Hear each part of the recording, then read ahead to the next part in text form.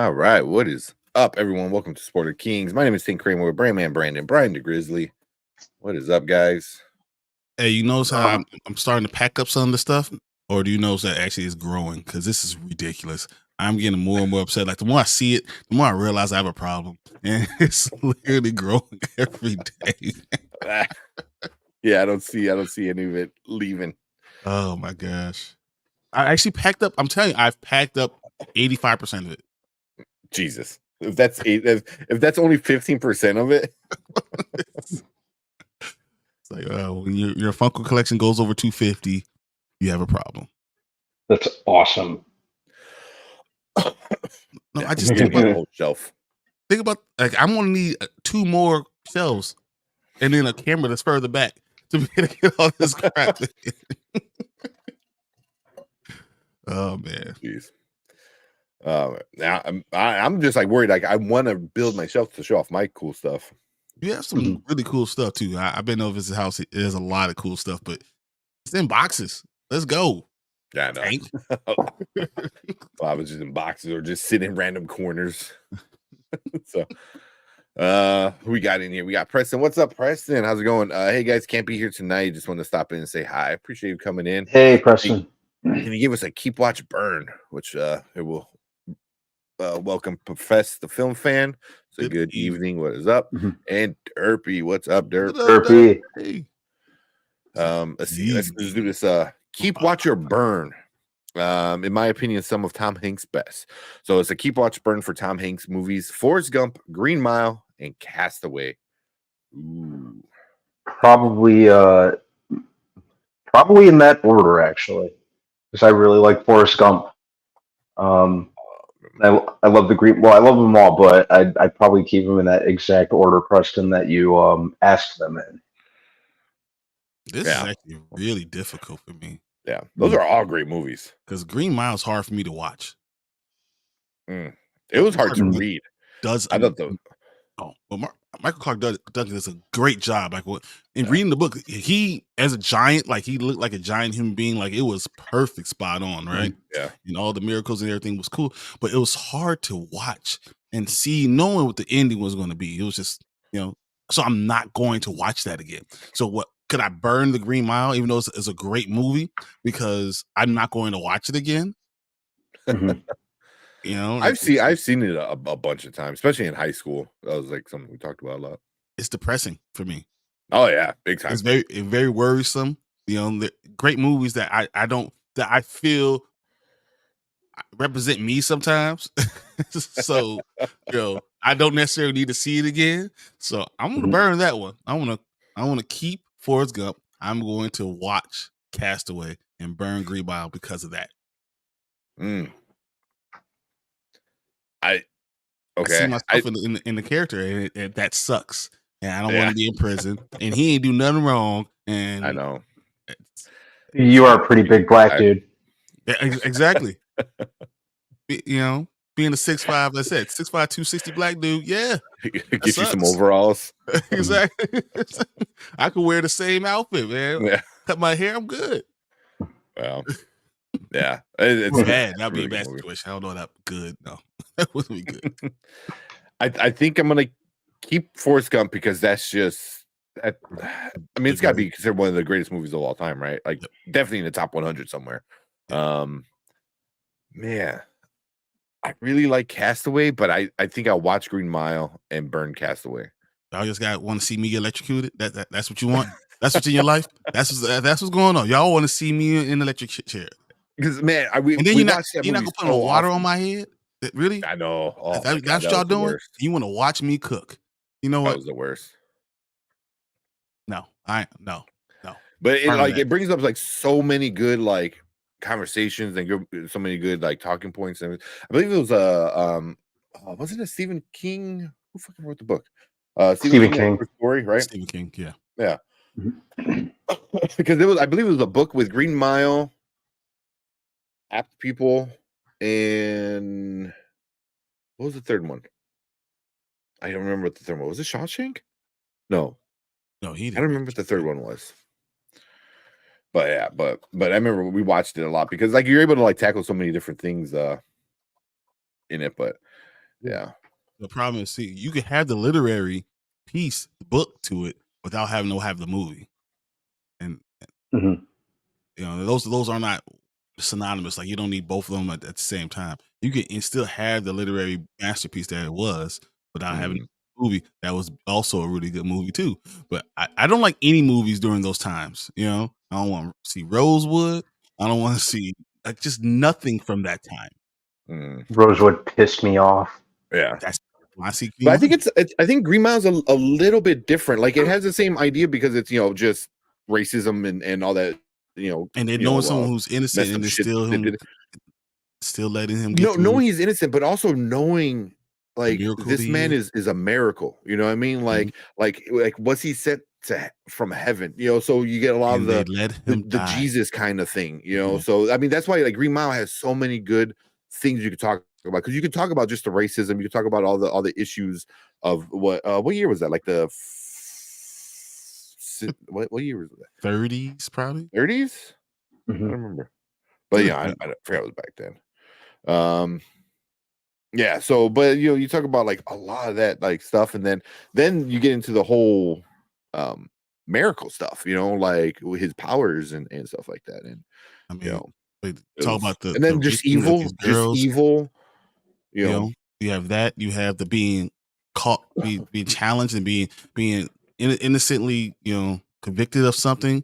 You have there's so many things that I don't want to be remembered that happen in huge cases and in huge amounts that would happen that I just don't want to be No, reminded of. Like, yes, as I said, I say Rosewood. Rosewood is a great movie. I mean, the movie shows perseverance and tells what how things actually happened, and I don't need to see it twice.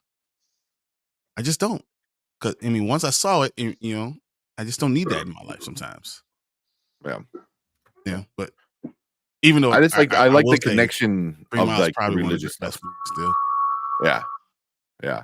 I just love the religious part of it, The kind Messiah, of the yeah, Messiah thing, yeah. yeah. I mean, I don't want to say Messiah because he didn't die for anybody's sins. He died. He did die for everyone. No, he did. He did. He did. He told them. They actually said, you want us to let you go? Yeah. No, I will sit here because you guys would be in trouble, and because of that, I mean, the Tom Hanks character, lived for he's 120 some years old and had to continue to live. Yeah. So, but yeah, all those are great movies. But I would say Green Mile is a 50-50 movie because it's definitely Michael Clark Duncan and Tom Hanks. Forrest Gump and Castaway is all Tom Hanks. Oh yeah. Because Green Mile wouldn't be as good if it wasn't for somebody as great of an actor as Michael Clark Duncan. I think, because you needed to have the other half of that story. And he was so great. many great actors in that movie, though. Yeah, there really was. Many. Oh goodness. Yeah. So yeah, thanks for the question, Preston. That was good. That was a good one. Do you think those are the Tom Hanks 3 best movies? Oh, I don't know. Pelican Brief. Yeah. I mean, I really like Big, but I don't know if Big is. I love Big. You know, I love Big, but I mean, Pelican Brief is unbelievable too. Yeah, I love Big. I love Road to Perdition. Oh my god, that's good too. Catch Me If You Can. I thought Tom Hanks is really entertaining in that.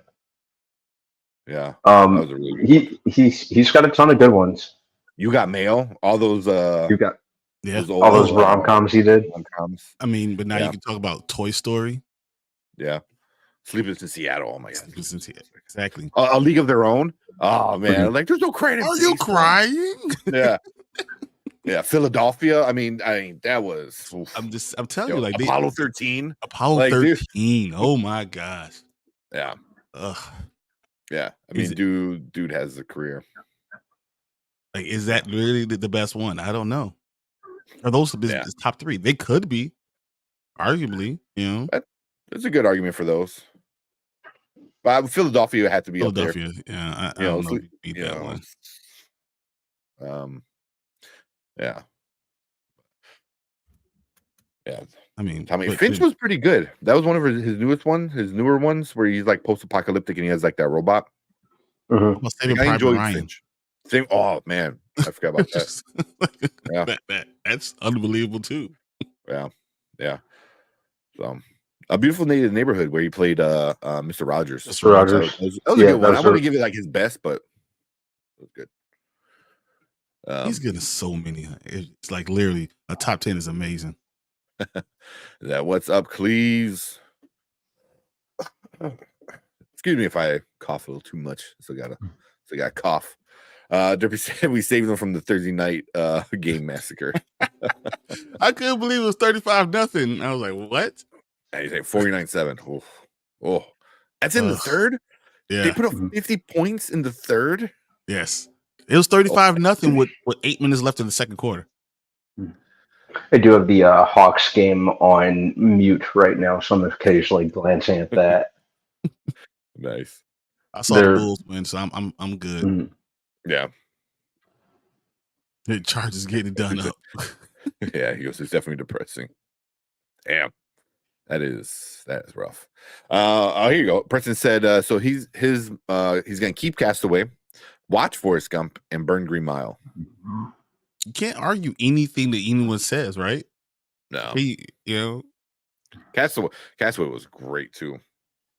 Even when you think it's done, like he gets off the island, I'm like, yes. And then there's that whole ending where you're like, oh man, it's like it's not just a happy ending where like, yeah, he's saved, he goes back to his normal life. It was like, no. There ain't no normal after that. More realistic in a movie where 48 minutes, 50 minutes of the movie, he is by himself. There's no cutting away. There's no finding anyone else. It's just him. Like, yeah, you talk about. I talk about volleyball with a volleyball. Wilson. I talk about that movie with Matt Damon a lot. The Martian.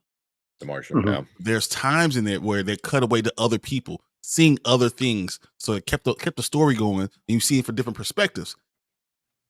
Castaway was just him for like a good 50 minutes before he went to another person. Yeah, you gotta be strong to be able to carry something like that. I don't think I could watch anybody that long.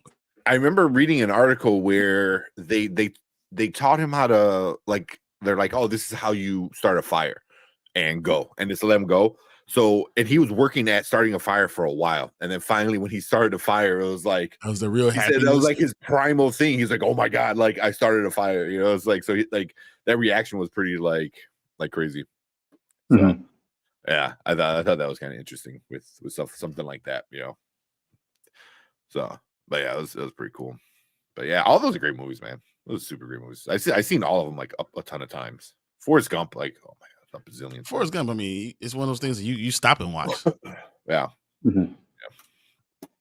So cool. That Jenny was a real piece of work. Jenny. Do you ever hear about the way he found the voice? Yeah, I think I've heard something about it. Yeah, like it was the little boy. The little boy. Yeah.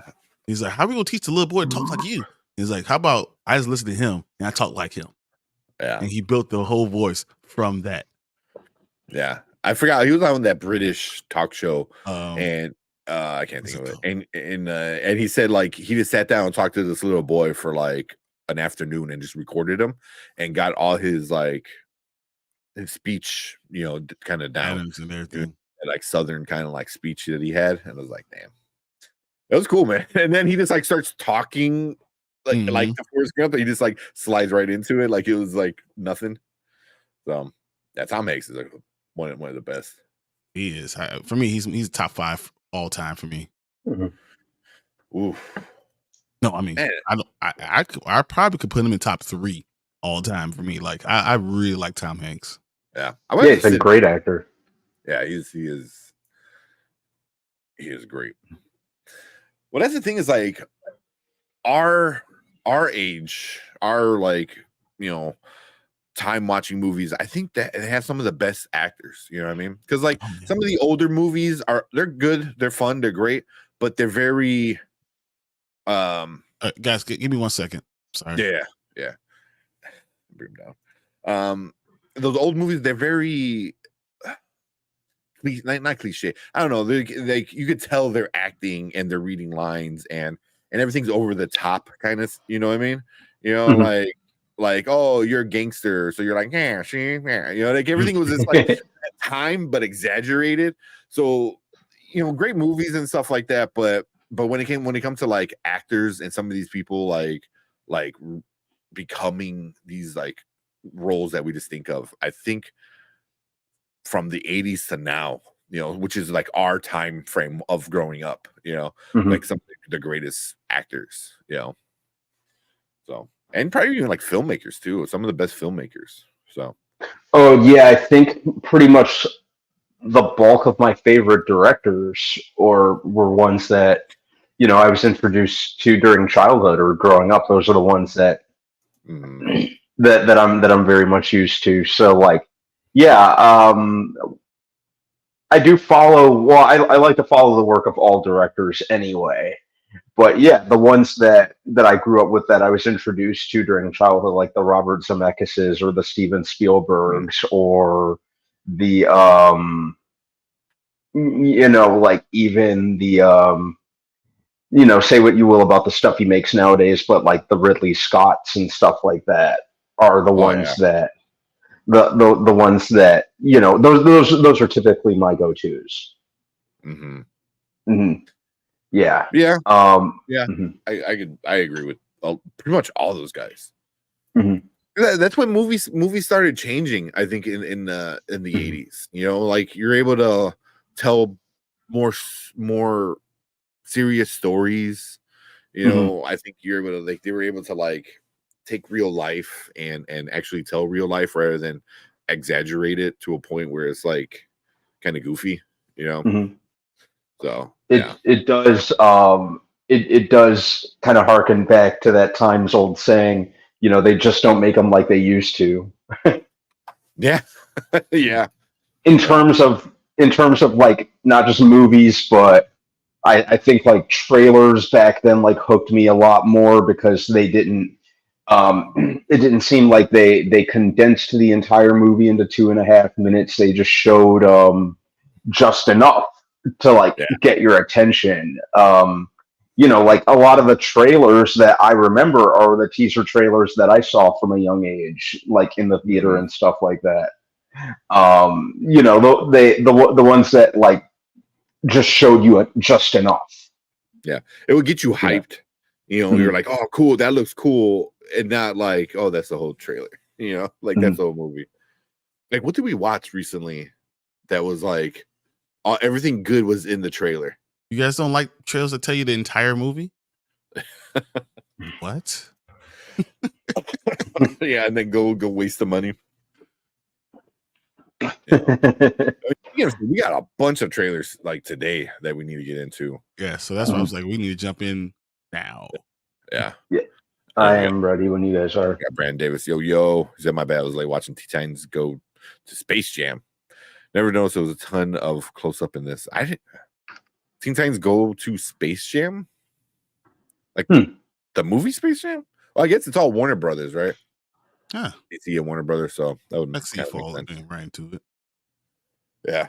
All right. So we got a bunch of trailers. We got Kung Fu Panda 4 that just came Yep.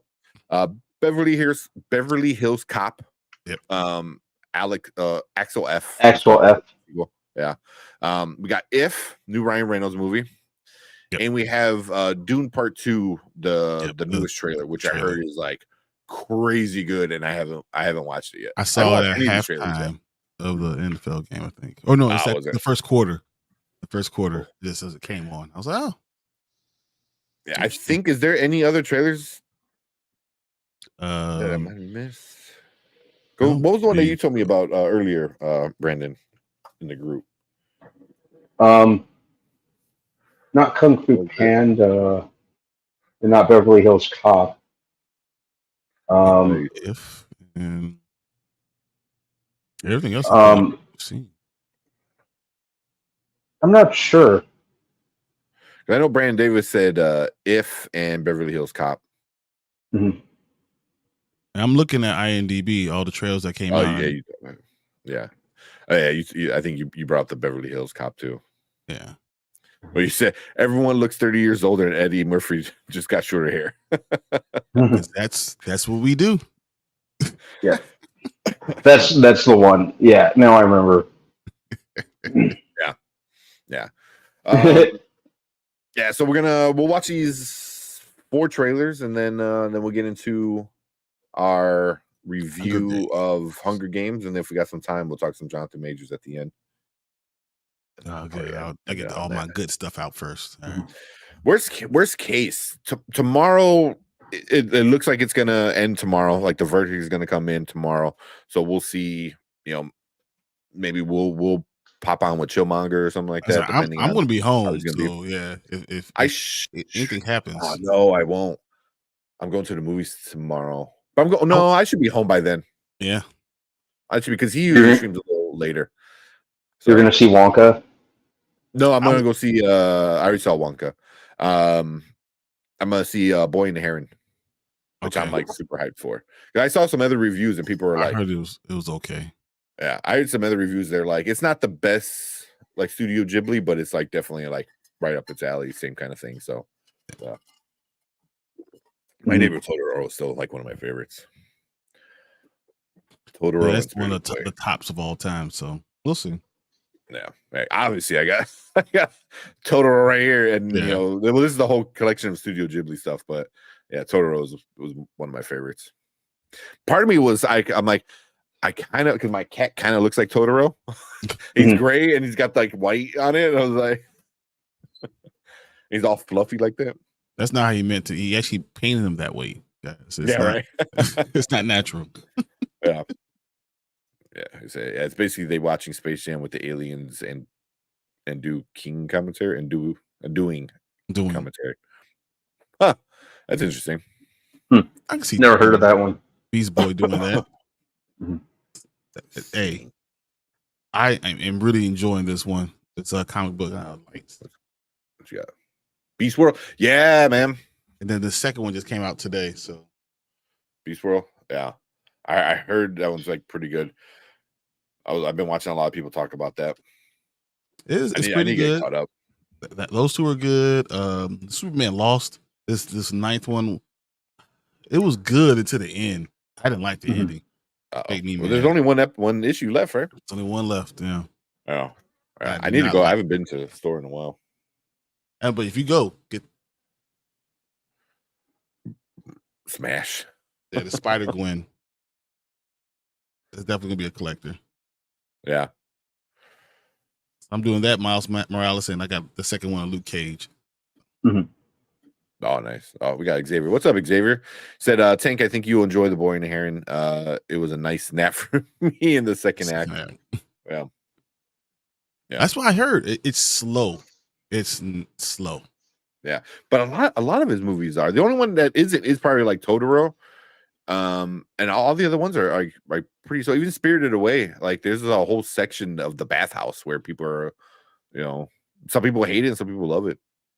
But it's kind of his things. The only one that would never really ended was like Totoro here, pointing to him.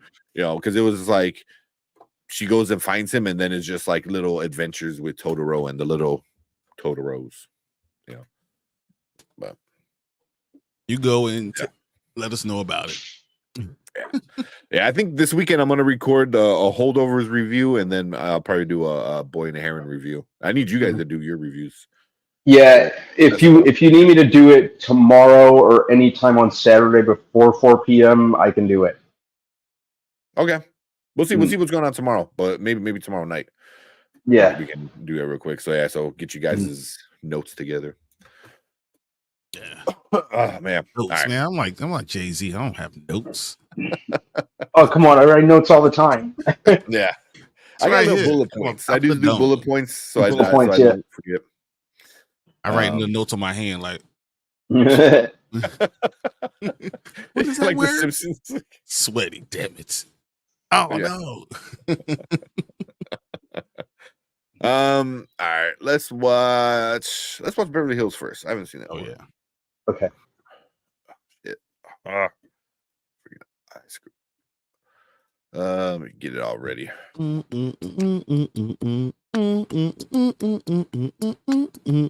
Yeah, as soon as I heard the trailer was out, I'm like, I kind of want to watch the old one right now. Like,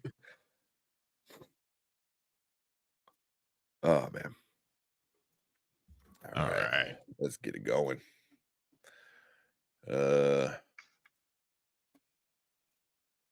Yeah, I'll be on the lookout for those holdout reviews. I can't wait.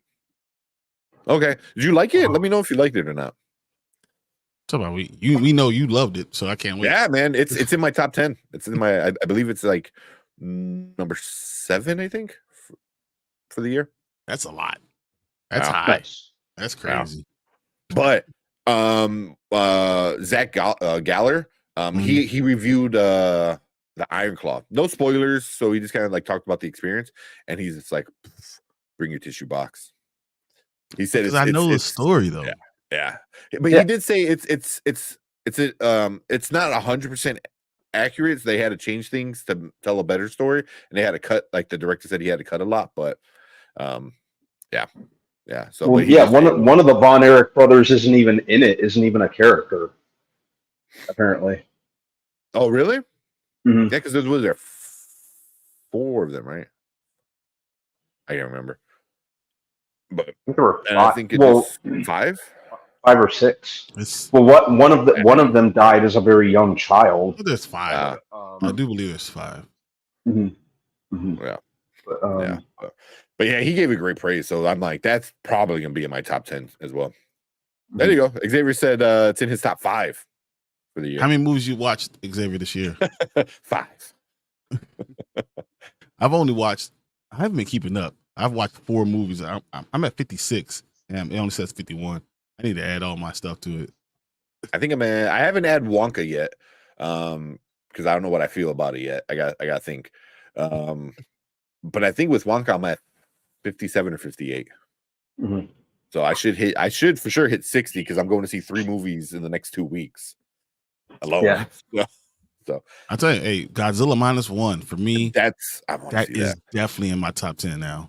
Well, I'm still so angry I wasn't able to see that when I planned to. I was so sick that entire weekend. I just read an article that they're increasing The Boy and the Heron and Godzilla to more theaters. It's going to be like I think each one's going to be about 2,300 theaters. Where before it was like under 2,000. Damn, Xavier watched 92 movies this year. Oh, dude, you got to break 100 then. You're right there, dude. Are you? Are you on Letterboxd? Let us know what your Letterboxd is. So now I have our Letterboxd's links in the description. Wow.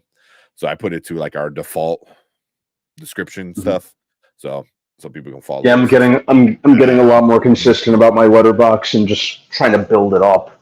Trying to like go right to it whenever I finish watching a movie. Dude, I have like a list of like literally probably like 5 movies that have not added, 5 or 6 movies that have not added.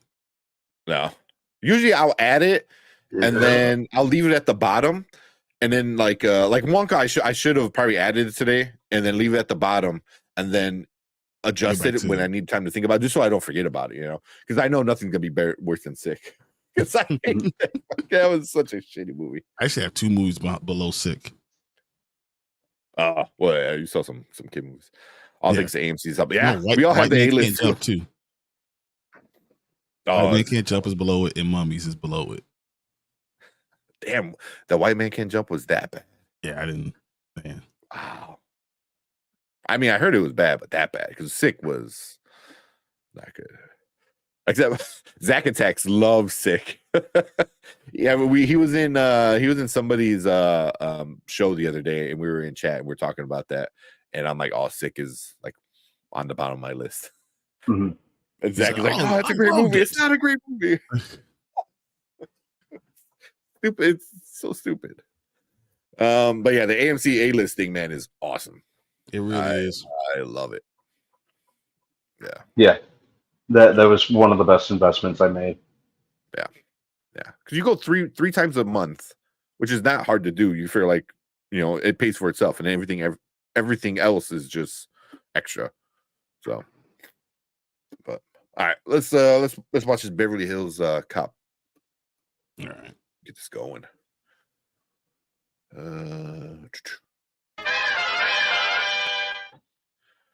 right, what is up, everyone? Welcome to the Spoiler Kings. My name is St. Crane with Brandman Brandon, Brian DeGrizzly, and we are going to check out the Beverly Hills Cop Axel F trailer, the sequel to Beverly Hills Cop from. I wonder what Axel F stands for. What year did the first one come out? 84, 5? Probably I 84. think it might have been 85. Yeah, damn. Mhm. So it's been a Axel while. Foley. Let's see.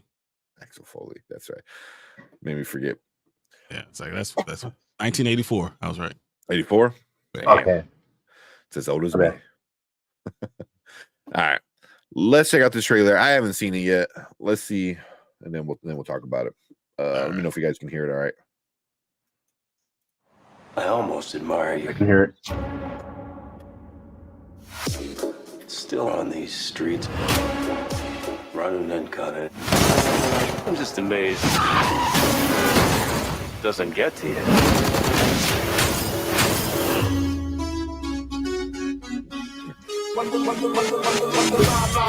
Lyrics just picture and so hard that your hat can't fit you.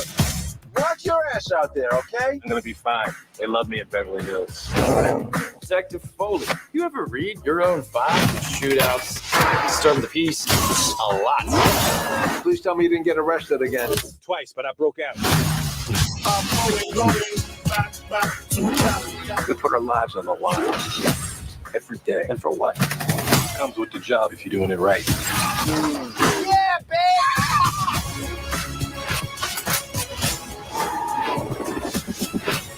Axel. So how many people have you pissed off so I far? haven't pissed off anybody. Yeah, 50-50. 50. Is it that high? So far. Wow.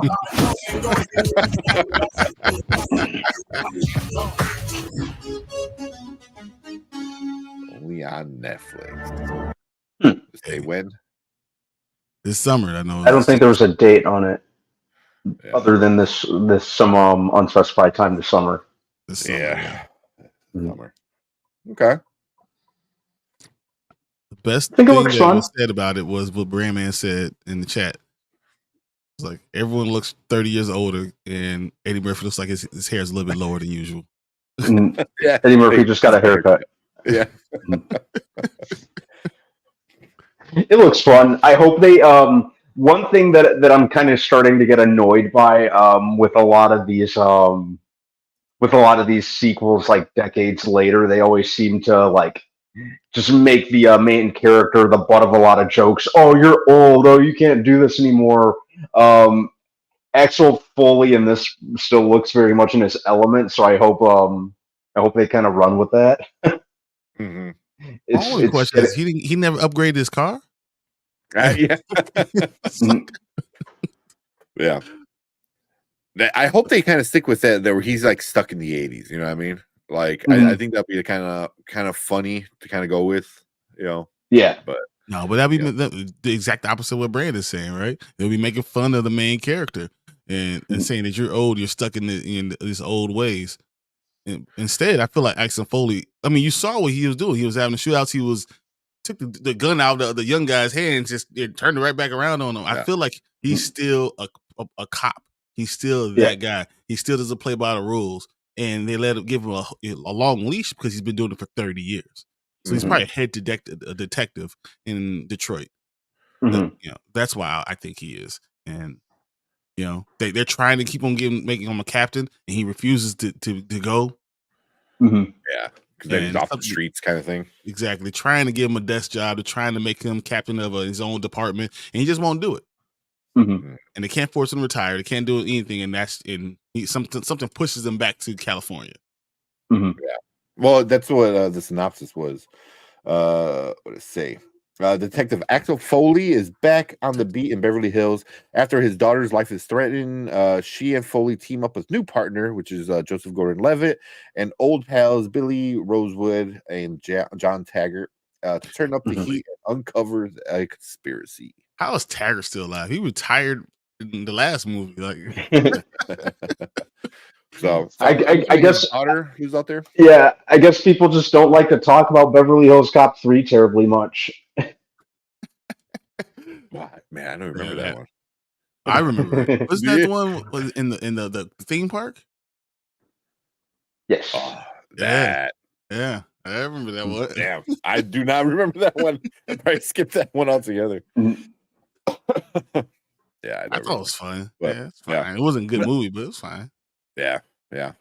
mhm. But Yeah, I think- usually good. yeah, I usually stick with the first two. I didn't hate three as much as most out there seem to. It was nowhere near the quality of one and two at all, but Mhm. I didn't hate it. Yeah. I Yeah. agree. So part 3 wasn't great, but it was cool. I liked it. Xavier Mhm. said, I don't remember the third film at all. Me neither, man. I saw it I think I on just completely checked HBO. out. It was like HBO, like 1998, maybe. 94. Like, no, it came out 94. it came out early, but it was on HBO by that time, right? Oh, You see what okay. I'm saying? Yeah, I I'm sorry. watched it on Yeah. HBO, so this was like My bad. 1998 or so, you know. Yeah. And I was like, this is not a good movie, but it's all right. I watched the whole movie, so Yeah. you know. Back then, I mean, I was what 13, Mhm. you know, and it was fine, whatever. So I mean, but Yeah. this seems like to be a lot more fun, and Mhm. Yeah. I'm hoping I have good high hopes. I'm hoping it's not what like we're gonna have. What movie did he redo? I hope it's not coming to America. Oh my, no, not coming to Yeah. America or Yeah, that was a You letdown. People. Mhm. I don't need those type of movies. I hope this is a better quality film. Yeah. Mhm. Yeah. Kind of let him do him. You know what I mean? Like I feel like Coming to America was, but it felt forced, right? Mhm. You know, this if you them be like chill, like, all right, just go back and do what you do. You know, here's the jacket, here's the Bronco, go. Mhm. You know, so I don't know. I think still, it'd be good. I still question how he still has that Bronco working. Man, people who love their Broncos, man, they don't let them die. Say no, I'm putting That's $25,000 back into this thing. You know how many Yeah. windows you had? very expensive windows too. They're not cheap. I know that. But let's see what you guys have been saying in the chat. What's that? AF. Oh yeah, AF. The Beverly Hills Cop AF. That's kind of funny. Mhm. Brandon said, I'm so hyped for this. Should be a classic Eddie because he has a sting of A string- flops. yeah, Yeah, so string of flops. string of flops. Goonie Candy Lane. Yeah, Thank oh, I you. heard that was. I'm hearing some good stuff, but mostly bad stuff with the Candy Cane Lane. It was like I said last time. It was harmless. It did what it set out to do. Just a standard family Christmas movie. So I didn't necessarily mind it. I watched it. It was by the time it ended, I'm like, oh, okay, that was fine. It happened. Yeah, it Mhm. ended. I was like, okay, it's over. And I immediately didn't even think about the movie again. I just turned the channel. Yeah, Like literally, that was it. what's next? Was that was a Netflix one too, right? Or was that Prime. Prime. Okay. Mhm. Xavier said, I love that the cops are back. That's Yeah. cool. Being in the car exactly the same way they used to be. Remember Chris Rock had a bit role in part 2. Chris still kind of nobody. Mhm. Man, I don't remember that. Yeah, because back then he really would have been barely starting. I'm talking about Chris And Rock. for the sequel. For the sequel, would that be like 80? When did the sequel come out? 87, 88? Guess 90, right? It was the late '80s, I think. Still, look it up. 87. 87. 87. Wow. Yeah, so yeah, he was still, working the clubs. He was no one yet. I remember thinking about with him. He goes, I'm gonna get you, sucker. Yeah. Yeah. It's like, good Lord, that's a lot of money. How much for one rib? How about you let me get your fingers like me done? Yeah, that's why I remember Chris Rock. He was in Boomerang too. Yeah, I remember that. Yeah. Mhm. Yeah, so I'm definitely watching this. Paul Reiser returns, and we got Kyle Daly. What is Kyle, up? what's up, man? Yeah. Mhm. JGL's in it. Yeah. And he said, never seen any of these. Man, the first couple you definitely got to watch. Those are some classics. Good 80s It's super 80s. It's the most 80s movie Eddie you can Murphy. watch. Yeah, yeah, great theme. Oh yeah, Dude, I'm go, glad they kept it. I'm glad they kept the theme. Oh, they have go to. watch it and then go watch Raw. Raw, my Eddie God, Murphy Raw. Raw. Watch that right after that. Yeah, I mean, Raw is considered Eddie, one of the best stand-ups of all time. I want to have Ever. Eddie. Yeah. Part 3. He said it couldn't be worse than Nutty Professor 2. Or Norbit. And Norbit's probably worse because Norbit's like a ripoff of Nutty Professor that just Mhm. was. I don't want to talk about Norbit. Let's just not bring it up again. Yeah. Brendan said on part. I think he said in part 3 he had to do Okie Dokie Shuffle. I remember that one very well. Elis DeWitt part 3 was decent. It was funny. Man, maybe we go watch it now. It was funny. It was funny. I thought it was nothing big, nothing great, but it was fine. Yeah. Mhm. So there you go. Kyle said he enjoyed Coming to America too. If you enjoyed that one, I don't know if you watched the first one or not. Did you? But you gotta. You know the first one. Yeah, if that one was good, the first one's gotta like just blow your mind then because Mhm. that was Samuel L. Jackson. Just everybody was in that movie. Yeah, and we got Danny. What's up, Danny from the Road He to did Wisdom? kill it in Dolomite is my name. He was great in that. Yes, He was great in that. 'Cause I think that was his. Go ahead. Mhm. Go ahead. I think that was his first role in a while. Yeah, he absolutely crushed it in that. I really liked him in that, and I remember everyone, like people were thinking that was like kind of the start of his comeback. Yeah. I think that was the reason I was like, because they were trying to make Coming to America for years and years, and the guy who had directed that, Craig Brewer, had went on to direct Coming to America. So that was one of the reasons I'm like, okay, I'll give it the benefit of the doubt. Even though this movie does not need to exist. It wasn't written well. Like the first one was so well written and so well acted and made so much sense, and just and still holds up. It still does. I can still enjoy it. Oh my goodness. The dancing was spot on. It's like they spent money on these details that you can really enjoy. They were just threw together. It felt that way. Mm-hmm. Yeah. That was definitely. I still think Dolomite was his comeback. Is what they call it, his renaissance. Train Places 2 would have been cooler. A lot of people have problems with Trading Places too. I mean, not two, but Trading Places also. People have. Oh yeah, they're the people who would not have survived the 80s. Yeah. Yeah. Brandon said Coming to America sucked. He wasn't even the main character, and they blew the chance to bring Sam L back at the end. Mm-hmm. Yeah. It was just it was the very definition of misfire. Yeah. 48 hours. 48 hours is great. Yeah. Chris really had a small part in Boomerang. Oh yeah, you already said that. I was like, wait, what? Yeah. Chris was the one that valeted his cement truck. Yep. Yeah.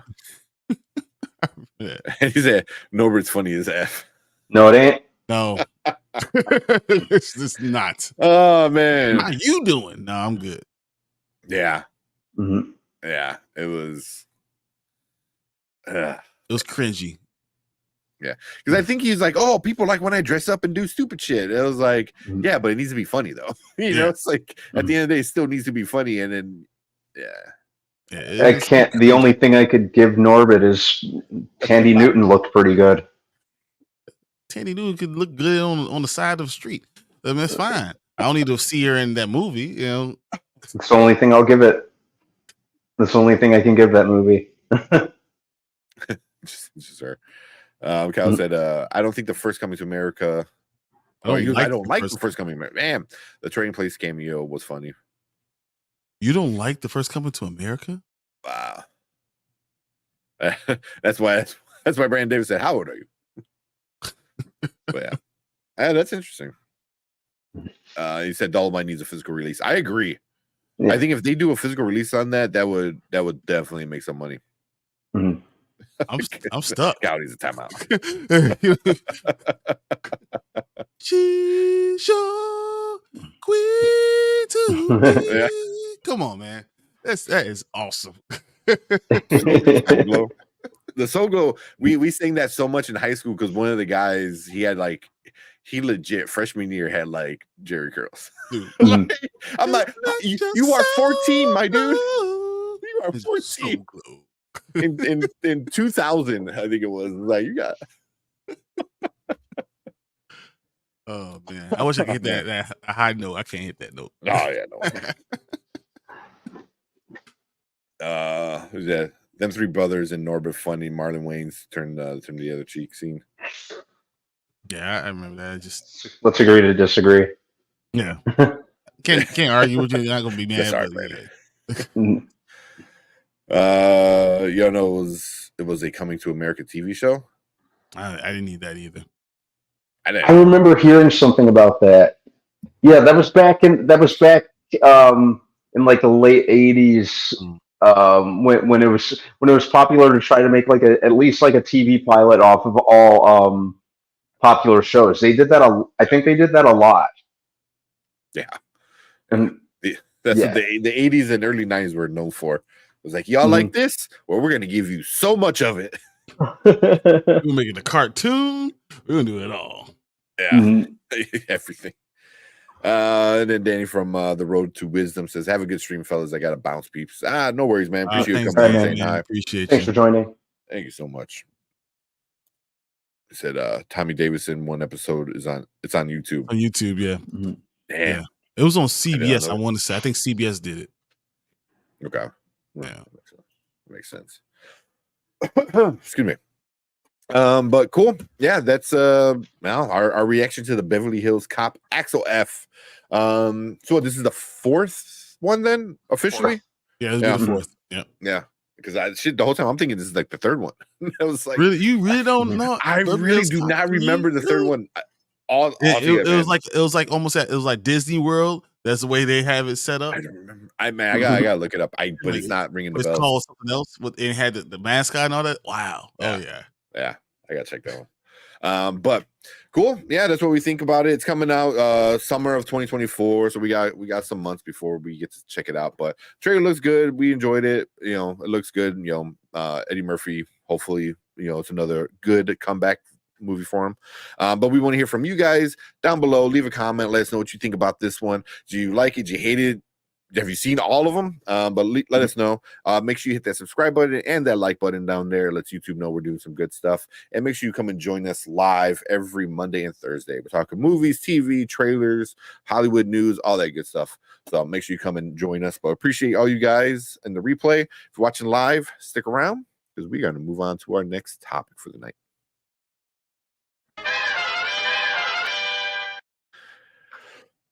I like what Khalil said about it. It should have been called Axel F is not the thing. It should have been called Foley. I think that would have been cool. What is that? Or just Beverly Hills Cop 4 would have been enough. Yeah. Sam, part 3 was nice. All right, I'll check it out. At Foley or Have a Nice Day. Now you're just doing WWE stuff, man. Mick Foley. We don't need that. We don't need Sacco. We don't need any of that stuff. Eddie Murphy's bigger than that. Yeah, remember Eddie Murphy was the biggest star in the 80s ever. Like he had Grammy albums. Like it didn't matter what he did. My girl like to party all the time, party all the time. Like I'm saying, the dude was the number one comedy star, the number one movie star, and he was making all these great albums, platinum albums. I don't know, the great, but platinum albums. That's what he was doing. He was the biggest star of the 80s. Yeah. There's never been like that type of guy. What he did with SNL, he was just on the top of the mountain. His SNL stuff is like some of the best. His Gumby. Yeah. Gumby. I was like the Mr. Rogers one he did. Remember he was Buckwheat. Buckwheat was really dude. He's the best. Oh my god. Yeah. In my opinion, I need to get that. Eddie Murphy, Delirious and Raw are two of the greatest stand-up specials I've ever seen. He's just one of the greatest comedians ever. Like, if there's a Mount Rushmore of comedians, he's not just on it; he's like on top of it. Like, it's like him. Probably You got got put put some.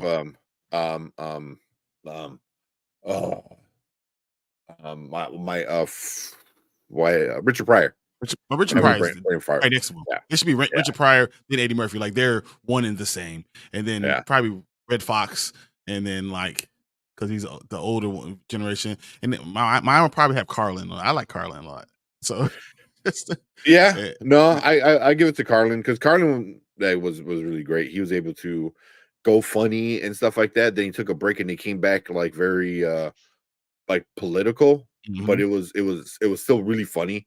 You know, it wasn't like a TED talk. Like, it was like a funny. It reminds me almost like a Dave Chappelle, when you're so comfortable in your skin that you don't go up there with a plan. You just go up there, you know, and talking your stuff. You're telling story. You're a storyteller that's hilarious. And I feel like when you get to that level, you don't even have to have sets. You're just that good. Yeah. You know, and you gotta give people like that their props. Yeah.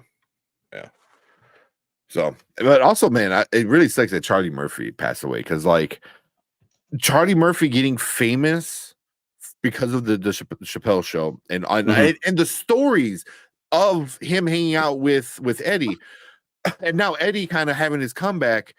That would have been the best, of just having Eddie and Charlie together doing a bunch of cool stuff. Apparently, man. they were always together. Like, Yeah. Eddie and Charlie. Yeah. Eddie never went anywhere without Charlie Murphy. Like, never. Yeah, Charlie had a lot of writing credits on a lot of stuff that Eddie did. Yeah. He came up with, conceived a lot of stories with Eddie. You know, he was working with his brother for a while. Yeah. Well, Eddie hired him immediately as a bodyguard. Yeah, you can actually amount of money. you can actually hear him yelling at a heckler in, I think I can't remember if it was Delirious or Raw, but Eddie Murphy would always say, if any, like, he would regularly get heckled and asked to do like his Mr. Rob sketch from SNL, and he used to get annoyed. He would always say if anyone heckled him during his stand-up to do it, he would walk off stage. And sure enough, on one of his stand-ups, you can actually find this in I forgot if it was Delirious or Raw, which one, but you hear some woman scream at one point, "Do Mr. Rob," and you hear Charlie, and you could very much hear it's distinctly Charlie. You just hear Charlie go, "Shut up, bitch!" I mean, you just gave me a reason to watch them again. I mean, I think that's Delirious. I think you might be right. I think it's Delirious. That's funny. But yeah, no, yeah, they said they were always together, but obviously Eddie was like anybody around him was like Eddie was number one. But now Charlie's also like getting that fame, you know, from everything. So like, to be together, like, I don't know, that it just would have been something special. You know, it's like, oh, like, you're famous too, and people know you and love you for you, you know, and not because you're just my brother, you know, it's because you are funny and you have these awesome stories and you're a character, you know. So that always like sucks to me, man. Like when he passed away, I was like man. Yeah, that sucked. How do you guys feel about Chappelle though? I still like him. And Chappelle, no, I'm saying, could he ever be on that Mount Rushmore? In my opinion, I don't know if he can. Not the great, because they're like the forefathers. Chappelle might be funnier, but I don't know if he can knock off those other guys. What do you think? I think. I mean, he has to pass. I mean, I think Chappelle is funnier than Bernie Mac, and I love Bernie Mac. I think Chappelle's funnier than Bernie Mac. Yeah, he's definitely funnier than anyone in our generation. You know. Yeah, Chris Rock. No, there's no one out that's funnier than him now. But does that mean that you should be in that? And he's been doing it for years. it'd be interesting. I mean, some of his stuff is like, some of the best stuff. Mhm. Dude, his you know, one the show Chappelle show the show changed alone. Yeah. everything. He changed everything. Yeah. The stuff his specials are great. People buy millions of copies of the DVDs of his stuff. Chappelle is all of the comics nowadays. Look up to Chappelle like he is special, like he is Oh yeah. untouchable. He's untouchable. Yeah. He's better than all of us. We all know it, Mhm. and that's okay. And he's comfortable in his own skin. But can he be up there? I mean, I don't think he's up to. He's never going to be a Pryor or the peak of what Eddie Murphy was. I don't think he No. ever is. But he might be a better comedian. You know what I'm saying? Then- Eddie Murphy's yeah. a better star, but he might be a better comedian than some of those guys. 'Cause Chappelle like kind of knows how to tell a joke and how to get the laughter out. You know, he does some of the tropey things, you know, where he'll like smack the mic on his leg, you know, kind of like that's your indication, like, hey, laugh right now, you know. But like they all have those kind of like little things, but it, you know, like he came back and his comeback was good. Then starting a little controversy and stuff like that. But I don't think he's out of like we're like, oh, he's done forever. You know, obviously he's not, you know. So I think he's gonna, you know, keep going at it and really like get everyone back on his side. Because right now, obviously, there's a lot of people that are like not against him. Hey, thank you for the Hey, subscription, thanks dude. for the subscribe. No, but Robin, Thank you, Chill, sending your guys, everyone here, everyone who just left Yes. Chill's live show, jumping in here. We're the Spoiler Kings. Thank you, Chill, for sending everybody over here. That's great, man. You always count on you, bro. And with Yeah. that going Did on, he- we did probably he- should watch another one real quick. yeah, did he rate us? Yes, he did. Just Oh threw man, I didn't even all see his the people in. thing. Oh So- man, holy shit, yeah, he did. Yeah, we got what's 46. up, everybody. Thank you, Chill. Yeah, for thank you doing so that. much. We're gonna watch another trailer. So let's put another trailer up real quick. Fuck, man. We should. I feel like we watched the good one. I mean, there's If, Dune, or Kung Fu Panda. I want to see Dune. Want to see Dune? Mm-hmm. I kind of do too, because we're big nerds like that. What's up, right. everybody? Thanks for Yeah, jumping what in, is guys. up, man? Thank you so much. Yeah, shout out to Chill, man. You know, we're hopefully tomorrow when we get some news. Everyone's saying If. Let's watch If then. You want to You just wanna watch get it? If out of the All way? right. Let's do Holy it. shit, I got a bunch of. Sorry, man. I was Mhm. Brian asked a good question, and I was like, in When it. you- Because I love stand-ups, man. I love stand-ups and because they're able to like make you laugh and just have a good time, you know. Yeah. Love that. You know. Like I watched the Stavros fat rascal like Big today. Braille, thanks for subscribing, man. Appreciate it. Yo, thank you. All right. Bring this up. Let's watch this If. Holy crap. We got a shout out. Thank you for the subscription, man. Thank you guys. Yeah. So Yeah. we want to watch out. If let's do this thing. Show them how Yeah. we do it. All right. Let's get it. All right. Welcome to Spoiler Kings. My name is St. Kramer. I am with Brandman Brandon down there, Brian the Grizzly over here, and we're going What's to up, check Dom? out a new Ryan Reynolds movie. No, it's not Deadpool, not yet, but it is If. I had no idea what this was until today, this morning. I was like, oh, okay. So let's check it out, and then we'll talk about it. Sounds fun. Yeah. You know, you guys can hear it, all right? Good.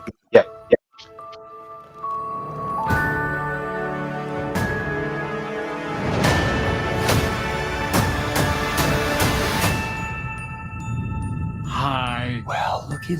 She is the perfect fit, I promise. Did she even see you? She was about to. What are you doing? Don't do this. No. No.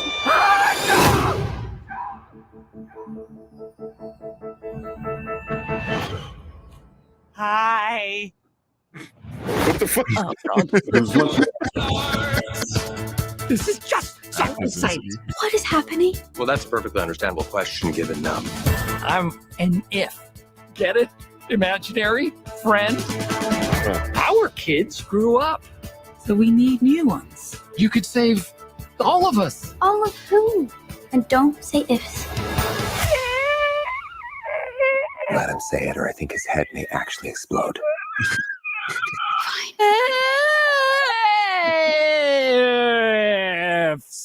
Thank you. You ready for this? There's no telling who's behind that door today. We have to help them. Yes, we do.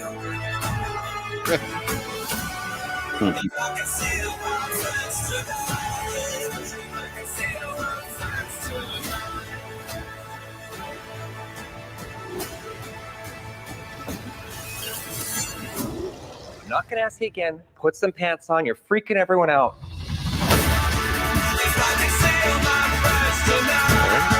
Wow, man. What a cast, huh?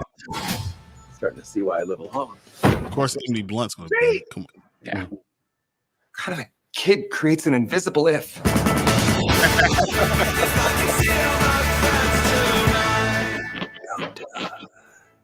Don't look him in the eye. Which one? You know damn well which one. Thanks for doing this. It really means a whole lot. What the All right. I feel like I've already seen this when it was called Foster's Home for Imaginary Friends. That's exactly what I was thinking about, man. That's exactly what I was thinking about. It's yeah. I mean, like, I feel like John Krasinski like turned on the show by accident, and then he's like, "Was that a fever dream or as a great idea?" And then he's. I mean, I feel like I saw this in Supernatural. You guys know I'm Supernatural friend. The imaginary friend episode of that, you know, we had and they were trying to save all of them. I've seen this multiple times, but when you have all those great actors in one movie, it's possible that this could be decent. Yeah. Ryan Reynolds is known for like comedies, and in this one, if he can like be kind of goofy with it, I think it'll be all right. Mm-hmm. And plus Steve Carell, that was a good. I liked his voice as his big blue purple thingy. I was thinking Grimace the entire time. Grimace. Oh yeah. So, but yeah, it was definitely Foster's. Like that's he's in a house like with like a bunch of them. I'm like, this is this is Foster's. I'm sorry, it's Foster's for sure. Yeah, it's a great show, a great cartoon. I freaking love that show. But no, I mean, like the Supernatural episode was just like this, an imaginary. Only you could see them, and you have to save them. And then Sam forgot that he had an imaginary friend, and he had, you know, remember all this stuff. And you all grow up. I'm telling you, man, that was such a good episode. And Professor, like I love that episode. It was good, man. Supernatural. There you go. He was. Yep. Pretty interesting departure from A Quiet Place for John Krasinski from a directorial standpoint. So he's definitely making a name for himself as a versatile director, which is cool. Is he directing this one too? He's directing it. Yeah. That's what it said. From the director of A Quiet Place and the star of Deadpool, we give you a kid movie. It was like, what? It's all right. You're still my Mr. Fantastic, Krasinski. It's all right. That's funny. And then Rec Baby said, finally an original film. Yeah. Look, it looks good. I like it. Did you watch Foster's Home for Imaginary Friends growing up? Yeah. I mean, it's fine. Yeah, but these are still. I mean, it's not an original idea, but it's still an original movie. So yeah. I mean, even Foster's wasn't the first time it done something like that. It's like Foster's Drop because Dead Fred. I mean, holy shit, yeah, forgot about that. I think Foster's I like because it had a lot of adult jokes in there. A lot. Mm-hmm. It sure did. Holy shit, this is the kid show. Yeah, going back and watching a lot of cartoons we grew up with, watching them as adults. Yeah, it's like especially stuff like Animaniacs. They got away with a lot. Man, they did. But yeah, Drop Dead Fred, same thing. That was 1991 with Carrie Fisher and all of them. That was wow. Brand Davis said it's a lot of actors here doing voices. The purple thing, Steve Carell. Yep. QT1 said I could take a little ones to see this and have fun too. Yeah, exactly. That's exactly. the idea. Yep. No, so I'm definitely going to. I'm going to enjoy this. I think this is going to be a fun time. Oh, I'll show you, Brandon. Brandon, why are you doing this? Why? It's Why are you doing this? Why? It was on for a couple seasons, I think. I want to say 3, maybe 4. Yeah, it lasted a minute. Yeah, but it was cool. Yeah, cool. Yeah. So it looks cool. When and where? It's not on Netflix, right? It's gonna be a theater release. It's gonna be a theatrical release. Yeah. I think they said like May or something like that. If I might have it wrong though. Well, I'm on Ryan Reynolds' freaking page where he promoted it. It's number 4 trending. But his best is like, get ready for a heartwarming all-family film from the director of A Quiet Place, the star of Deadpool, and the studio that brought you Annihilation. That's cool. That's why Ryan Reynolds is the man. Yeah. So, if it's had any data on Free Guy was amazing. I agree. Oh, I love Free Guy. And Free Guy was fun. I think they're doing a sequel too. But because no one thought it would be this good, but Ryan Reynolds does a lot of fun stuff, you know. Yeah. So I'm cool with it. I like it. So sometime in 2024, we're starting to get all these. It's probably gonna be summer. I think they're gonna start promoting all these like early summer movies, right now to get you ready. I see May. Yeah.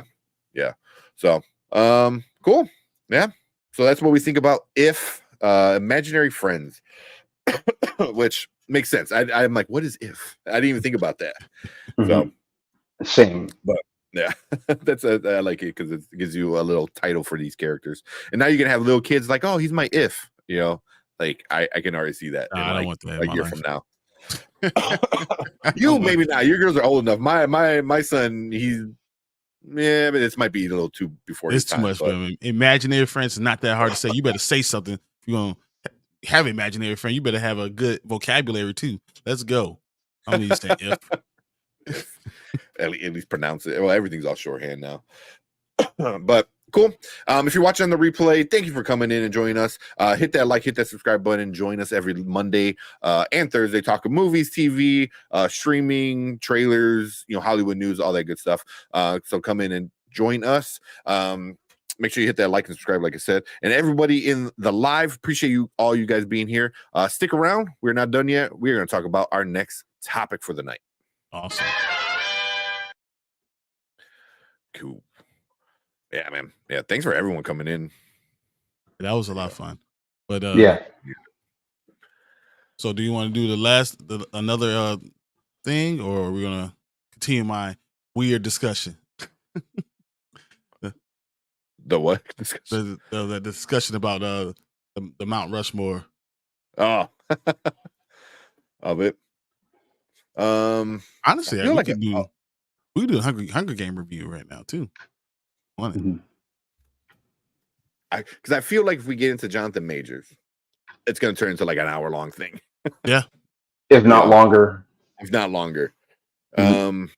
We should we should get Hunger Games out of the way, or the last of the trailers. Because I know I'll probably be on tomorrow talking about Jonathan Majors. Yeah, I know you for sure. Maybe even Brandon. If I get home from the movie, I'll probably jump on because I need somebody to talk to about this shit.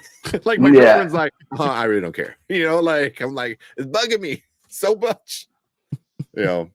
So yeah. So hopefully, but we'll talk a little bit about it tonight. Just because the trial is quote unquote over now. They're waiting on the verdict. So. But yeah. So if you guys want to stick around and talk about Jonathan Majors, just hang out for like another 30 minutes or so. Oh, excuse me, man. Yeah, let's do the Hunger Games review real quick. All right, let's go. I'm ready. So, have you all seen this trailer on Hulu called Moving? I have not. I don't think so. If not, you want to pull up the synopsis? No, Yep, I'll I give already got everything. it. Oh, dang! Look at you. I've been ready.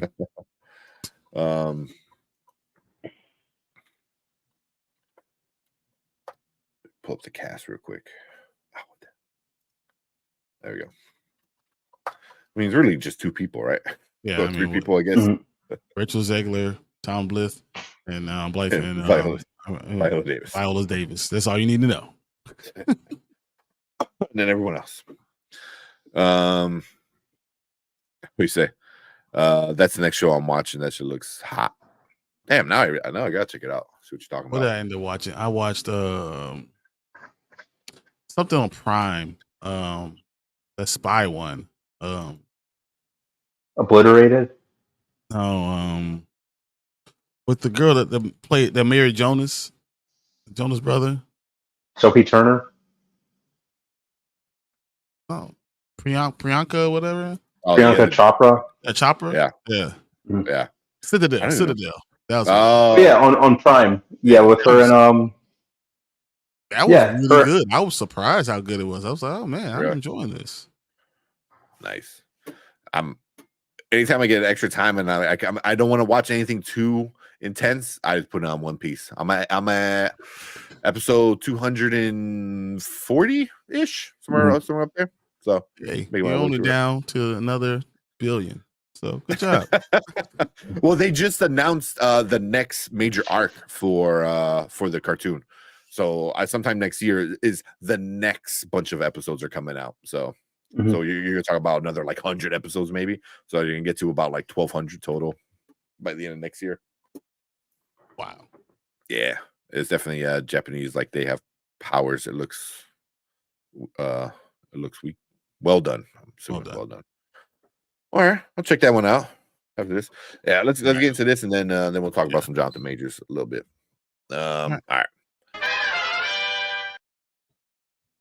All right. What is up? Welcome to Spoiler King. My name is your name's who? Sorry, man. Who are you? Huh? I'm like, forgot dry mouth, man. Everyone in my house, even the baby wakes up, he's like, I'm not. Let's try that again. All right, what is up? Welcome to Spoiler Kings. My name is Tink Kramer. I'm with Brandman Brandon down there, Brian the Grizzly, and we all finally watch The Hunger Games, The Ballad of Songbirds and Snakes, the longest freaking movie title ever. Yeah. It makes sense though. At the end, what you're trying to figure out, who you're trying to figure out, what's what. Yeah, it makes a lot of sense. Yeah. Rachel Zegler is one of our main characters with Lucy Gray. Tom Blythe is Snow. Yeah, Blythe is Snow. Peter Dinklage is Highbottom, and Viola Davis is Dr. Gao. How do you pronounce that? Olimia, whatever the name. Olimia, yeah. So those are pretty much your main characters. Those are really the only ones we're gonna probably be talking about, and everyone else is like whatever. Cool. What you got? The whole time I was watching the movie, or not the whole time, but the last 35 minutes. Hi, my name is what? My name is who? My name is Snow Shady. Oh my god. You're not wrong. Oh my god. The blonde hair, it's all cut. All right. Hey, thank you for the subscription, Jasmine. So before we get into our likes and dislikes, Brian, you want to do a quick rundown of what this movie's about? Sure. Years before he becomes a tyrannical president of Panem, 18-year-old Quirinius Snow remains the last hope for his fading lineage. With the 10th annual Hunger Games fast approaching, the young Snow becomes alarmed when he is assigned to a mentor, Lucy Gray. Lucy Gray Bayard from the District 12, uniting their instincts. Instincts from showmanship and political savvy. Their race against time to ultimately reveal who is a songbird and who's a snake. That's kind of why we had this long ass title. So yeah, super long title. So what you guys think about the movie? We'll start off with the likes. Brandman, what you think? You know, I was never really that huge into the Hunger Games. But that said, I think this is probably my second favorite one behind Catching Fire. Hmm. I thought it was really well acted, especially on the end of Tom Blythe, who I'd never really seen a whole lot of before. Thought Rachel Zegler did a good job. Viola Davis is great in everything she does. Um, so I thought she was really entertaining to watch whenever she was on screen. Yeah. I liked where they went with it. With having not read the book, I've read the first two books. Yeah, I read the first Hunger Games and read Catching Fire. After that, I just kind of gave up. But yeah, I kind of liked a little more backstory on Panem and how Snow kind of got to where he was. You know, I thought he always kind of came off a little more one dimensional in the previous books and the movies. So it was nice to know more about him and just kind of seeing more of the Hunger Games themselves and how they kind of became what they became in what they grew into in the current time. So I'd say those were my things I liked about it. Yeah, I kind of agree with you. I mean, a lot of the action was really good, especially the first two acts were really well done. I felt like it was good tempo. Story was keeping up with stuff. Viola Davis as like the antithesis of these people, like being that villain role almost was really cool. I enjoyed that. But I've always had a feeling that the Snow was going to show his true self that entire time. Like you knew what was coming up, so you're trying to figure out what's going on, who's really playing who, but you always knew in the back of your mind. So that's why I think that the third act for me was a little bit of a downer, but overall, I just enjoyed the movie. Yeah. I mean, same thing. That those first two acts, I was really surprised how much I was liking it, and really getting invested into Snow's character and even what's her name, Lucy Gray. It was because she started singing. I'm like, oh my god, really? And I thought the singing was well done. Because I'm like, oh really? They're gonna sing in this movie? They're gonna sing in a Hunger Games, and they made it make sense and stuff like that. I love like some of the backstory of it all. Like I'm not a big Hunger Games fan. I watch the movies. I'm like whatever, but I thought this was definitely a good addition to it. That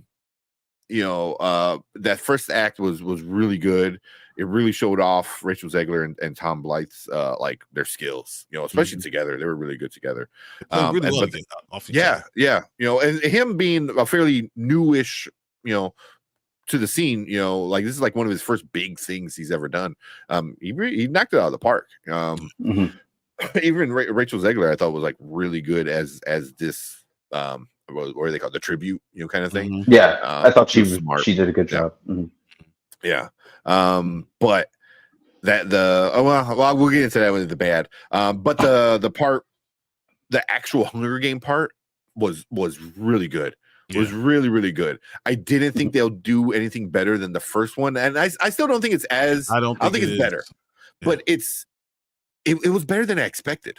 It was a lot better than I expected, because I was expecting like this is gonna be kind of stupid. I really don't know how they're gonna do this because it's like early in the Hunger Games kind of world. So I was like, where by the time we see it in Lawrence, Jennifer Lawrence's one, it's like a whole force and they got shit changing and doing all this crazy stuff. But for what we got was pretty interesting. I was like, okay. I remember being somewhat annoyed during the Hunger Games with the character of Lucy Gray. I remember thinking to myself, girl, if you don't pick up a rock or something like that. Yeah. I didn't care about the characters as much. That's how I felt. I felt during the Hunger Games when we saw this. I just didn't see or care about the characters as much as before. But I guess you had a full buy-in in multiple movies to really get you into that. Yeah. But this one, I didn't care about them as much, but I thought they still did well. The action was good. The acting was really well done. it's obviously they care about the story, but it reminded me of Harry Potter's great, right? And then and then the prequels to it not as good, right? It felt that way, It still felt, especially when I got to that third act, I was like, all right, you just took a nosedive. You went from like an A- to like I'm ugh. So, and when you put it all together, that's kind of how you feel. Yeah. But like I said, I wasn't as invested I was into the first set of characters, but I was invested a lot more than I expected. Because I expected not to care about these people. I'm like, why do I care? I know what happens with Snow. Like Lucy Gray is a one-off. Like, I don't care. But it did kind of pull me in enough where I was like, oh, okay, I'm interested, but I'm not like, oh, I gotta go see the next one, or how's it finish? But cool. So let's talk about some of the negatives. Brian, man, what didn't you like about the movie? Having not been, I might be showing my ignorance here because I didn't read the book, so I'm not terribly familiar. I don't know if the character of Lucy Gray sang that much in the book. I have no idea, but it got a little tedious after a while, and became. I very well may be wrong because, like I said, I did not read the book. So for all I know, maybe this happened in the book. But I was like, no, it's just like a showcase reel for Rachel Zegler singing, But so that was one thing, and I think there were parts where it kind of started to kind of drag, particularly in the third act.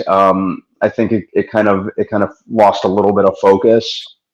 Oh my god, exactly. Yeah, I'd say that was my big thing with it. And like I said, I'm just not invested enough in the Hunger Games as a whole to really. Thanks for coming in, QT1. Thanks for joining. Thank to you. really be invested one way or another or the other. So yeah, I'd say those were my things. So like it started to kind of lose me, and I kind of started to look at my watch maybe the last 35-40 minutes of the movie. Yeah. It kind of lost it started to kind of stray off course. And didn't know almost felt like it didn't know what it wanted to be. Like if it wanted to be a romance, or if it wanted to like just kind of rush through things and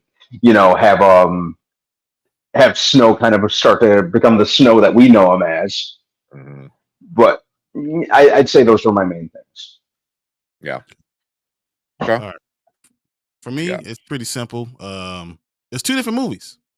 The first two acts was one movie, and the third act was something totally different. They decided, okay, we're gonna, give Snow all the good parts of him and let all this other stuff. And then the third act, they just said, we're gonna go towards the presidency. We're gonna put him towards what he was doing, how he got here. And it totally changed. And it's like the director lost control of the movie, and it's like being on a roller coaster, right? And it's going up and down, and it's going around, and it's fine. And then all of a sudden, it falls off the track, and the totally lose control, and they're like, oh, but then the movie ends, and you're like, oh, it was good, wasn't it? And you're like, no, it was out of control. You totally lost focus. None of this stuff made sense in the third act. What the hell were you doing? That's kind of how I felt about this whole movie. Like, what the hell were you thinking? Like, you knew you had to get from point A to point C, and you're going on a road from point B, and then all of a sudden it just went to shit. What's up, T? Yeah. So I did not understand it. I didn't understand the love affair with Lucy Gray and Snow, and then how they just shifted gears immediately. What the hell? So, that was it. Yeah. I agree. I mean, I don't want to add or repeat what you said, but it felt like a different movie. It should have been a trilogy, I think. You could have did the first act, like the actual getting together, and the Hunger Game part could have been the first one. The second one could have been him doing the military shit, and the third one could have been him actually becoming political and getting political power. And then it ends with that, where like you can fill in the blank where he starts off as this low whatever political person and he becomes like the president. Because I that would have made more sense, because like you said, it goes from you're invested enough into like their love relationship, and then it just turns into something else, you know. And there's such a major change between Snow's character, and I was just like what, you know, you went from caring and loving and wanting to protect her to like blindly protecting her at all costs and nothing else matters. But even then that changes in the third act. You go from that to like, oh, I need to go back to the capital. I was like, what? Why? It was just like, why? Like you found somebody you loved and you didn't give me a good reason why you're betraying your best friend. You're doing all this messed up shit. So yeah, that third act was another movie, like you said. That was my biggest.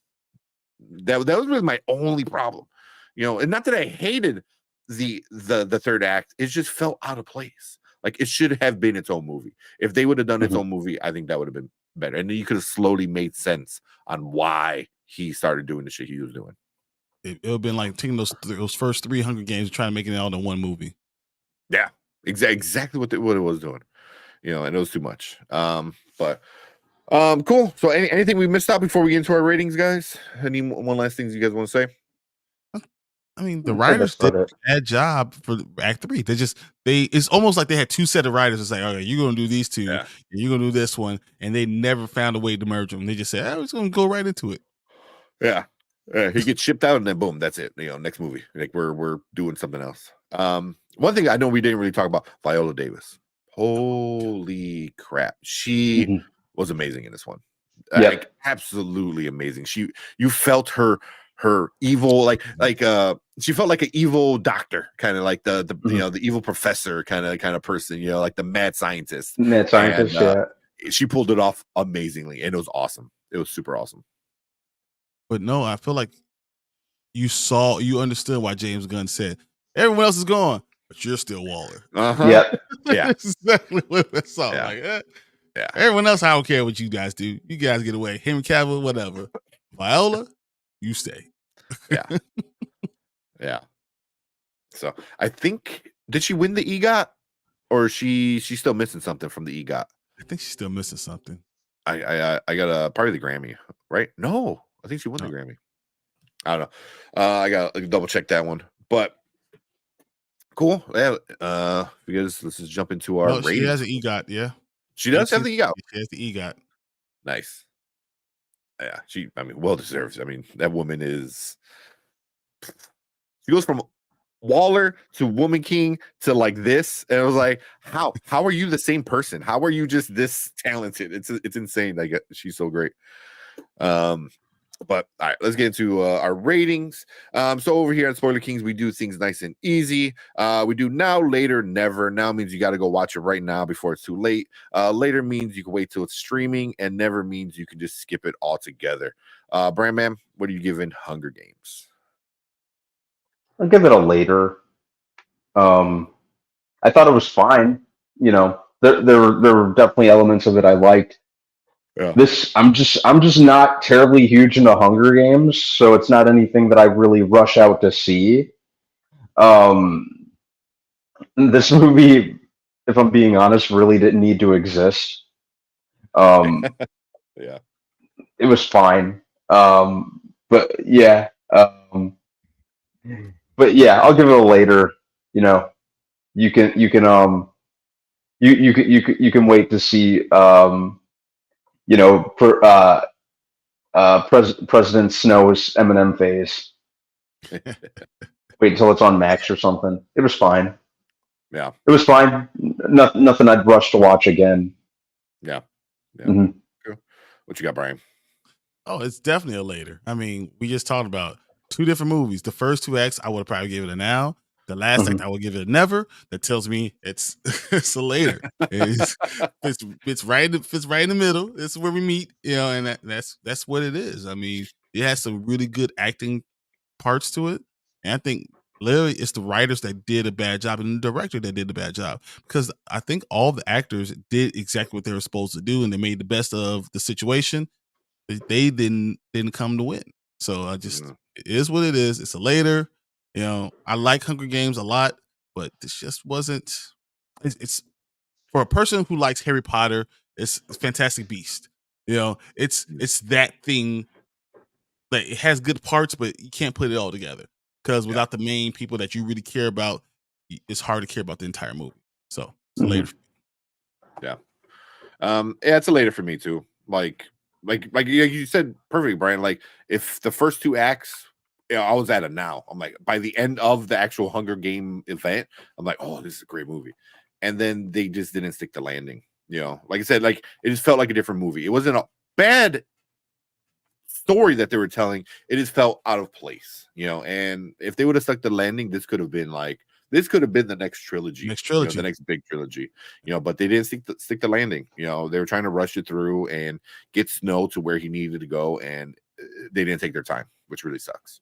You know, so it could have been a trilogy, and now I don't see how it can be a trilogy. Like it's definitely a solo movie. Like, yeah. So, but yeah, later. I think a lot of people will have fun with it at home. You know, I think it'd be cool.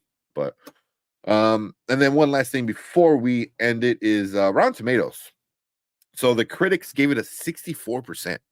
That's only 225 reviews from the critics, 64%. So they didn't quite like it, but the audience, 1,000 verified ratings at 89%. So I feel like the Hunger Game fans came out and supported it. You know, so I'm okay. I'm probably a little bit more in the middle than that. I would give it like a 72. Yeah, right around there. But cool. You guys got anything else? No, it don't deserve more. No. All right, so we'll finish off with some of these comments. If anybody who's got some comments in here, let me skip up a little bit. I think you guys are talking about some other stuff. There you go. Xavier said it was the third act that nearly took me out. Yeah, it felt like 2 movies in one when it switched. Exactly, man. Exactly. And I know we're not the first ones to say it. There's a lot of other people that said the same exact thing, that it's just such a big switch, like tonal change and switch. So it was 2 movies in one for sure. Felt like studio interference. Probably. I wonder if that's true. Watching it and said, but how you get Snow to get to where he is? Yeah. And they changed he has to be there. Yeah. So and then we live baby salute. What's up, JG? What? And then T-Virus said, prefer Battle Royale over Hunger Games. Same. There you go. I think most fans who loved it, read the books, and maybe the lead actor. Yeah. I mean, they were good, but it's I blame the writers. I think they're the ones that messed it up. Yeah. The ending of it made me remind me of a Golden Compass. I remember I thought Golden Compass was going to be great, and the ending of the movie was just so bad that they couldn't even finish the trilogy. They have the books, they had all the stuff, they couldn't do it, and I felt like that's how I felt at the end of this. Yeah, after watching Golden Compass and then watching at least season. Well, I see season 1 and season 2 of his Dark Materials. I was like, man, they completely screwed up Golden Compass. Like, how could you say it's such a good ending of the first chapter or the first season, you know, the first book kind of thing? It was like, it's there for you. Like, how'd you mess that up? That's why I'm hoping they really stick the landing with the Percy Jackson series. So I heard good things. Next week we get it next week. Yeah. My only complaint so far is they couldn't dye his hair black, but that's neither here nor there. If Disney Plus nails this, do Artemis Fowl next. Oh man, yeah, because that one they did not do that one good. Yeah, it was not kinda. They did that awful. Yeah, that was not good. Kenneth Branagh should be ashamed of himself. But cool. Yeah, I think that's it for our thoughts and reviews of the Hunger Games. What was it called? Hunger Games: The Ballad of Songbirds and Snakes. But we want to hear from you guys. Leave a comment down below. What do you rank it? Now, later, never. You can kind of grade it however you guys want to grade it, but we want to hear your thoughts. Did you like it? Did you hate it? You're somewhere in between. Let us know. And make sure you hit that subscribe button and hit that like button. Lets YouTube know we're doing some good stuff over here.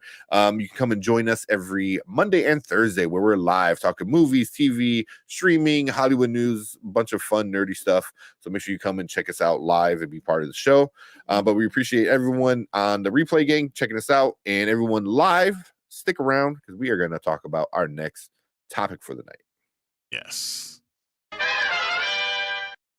Oh, jeez. And I saw Terrence. What do you say? Terrence is hilarious. I'm saying, Nah, I'm trying not to laugh. I'm reading. I'm like trying not to laugh. I'm like, oh my god. Yeah. I told my therapist streaming with you guys prevented me from snapping my mailman's neck. Like, don't do that. Hey, if he deserved it, if he dies, he dies. If he dies, he dies. That's the way I live my life, right? Like Rocky IV. You guys need to like send me like or even if anybody in chat, I need clips, because I need some more clips because we got a few, but I'm okay with an update with some of them. Okay, I'm off for that. Sounds fun. I like the if he dies, he dies. Like that'd be a good clip to have. Yeah. That'd be every time I say something. Yeah. Do you care? If he dies, he dies. Okay. Well. But Terrence said, just y'all wait till Terrence goes into Hollywood. I'm changing everything. Keep your eyes out for that. Like, yeah, everything's like a awesome action movie. Good comic book versions of movies. So, all right. So we got 2 more trailers if you want to do 2 more trailers, or I think a lot of the Chillmonger people probably had left. But yeah, I feel like we might as well do it.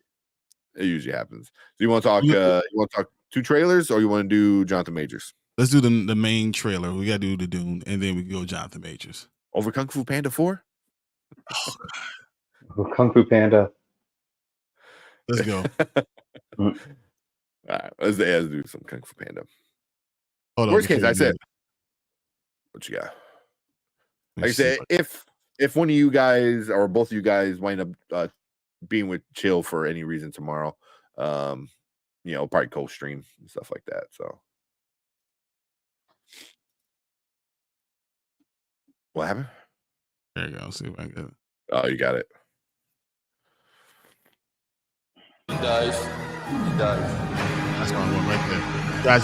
That's what I want. He dies.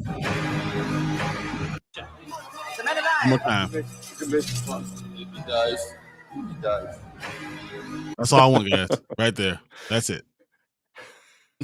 Someone get that for me, Brandon. Get that for us. We'll add to everything. Let's go. Yeah, well, we'll get that clip. Because that's how I feel. Because I always think of good ones and then I forget, But yeah, we can cut down some of these. We have a lot of like kind of trashy ones, so.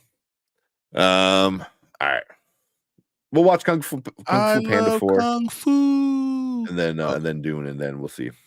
All right, let's do it. And then we'll get the Jonathan Majors, hopefully for a little bit. Get it ready. Cool.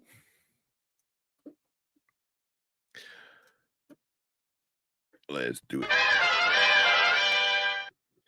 All right. What is up, everyone? Welcome to Spoiler Kings. My name is Tank Kramer. I'm with Brandman Brandon, Brian the Grizzly, and we're going to check out Kung Fu Panda 4. They're making a 4th one. Keep on making money, huh? If it makes money. I guess I'm good with it. This is the role Jack Black was born to play. A fat panda? Mm-hmm. Oh, man. Yeah. So let's check it out. I haven't watched it yet, and then we'll get into it. All right. Let me know if you guys can hear it. All right. I'm in.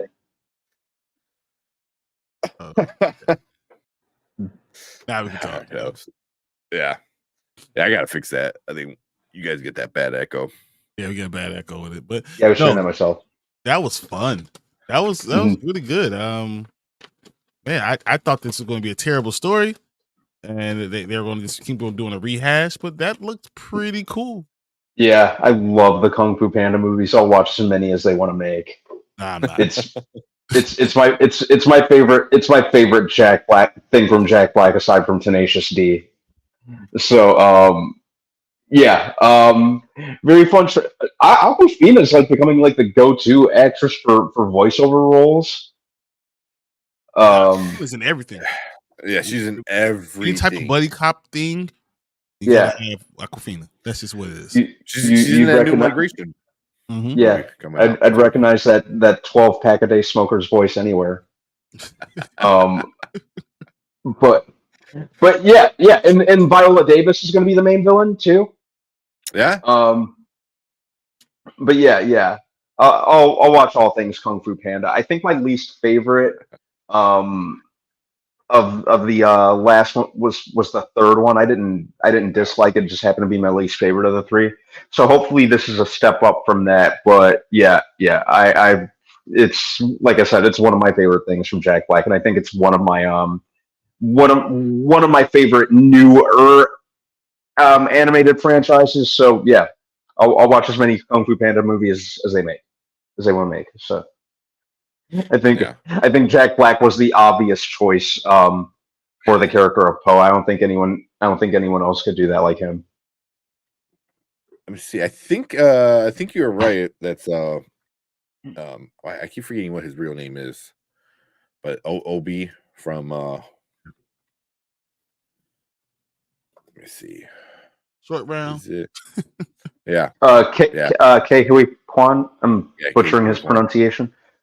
Yeah. I think that was him. The little armadillo looking thing. That sounded like him at least.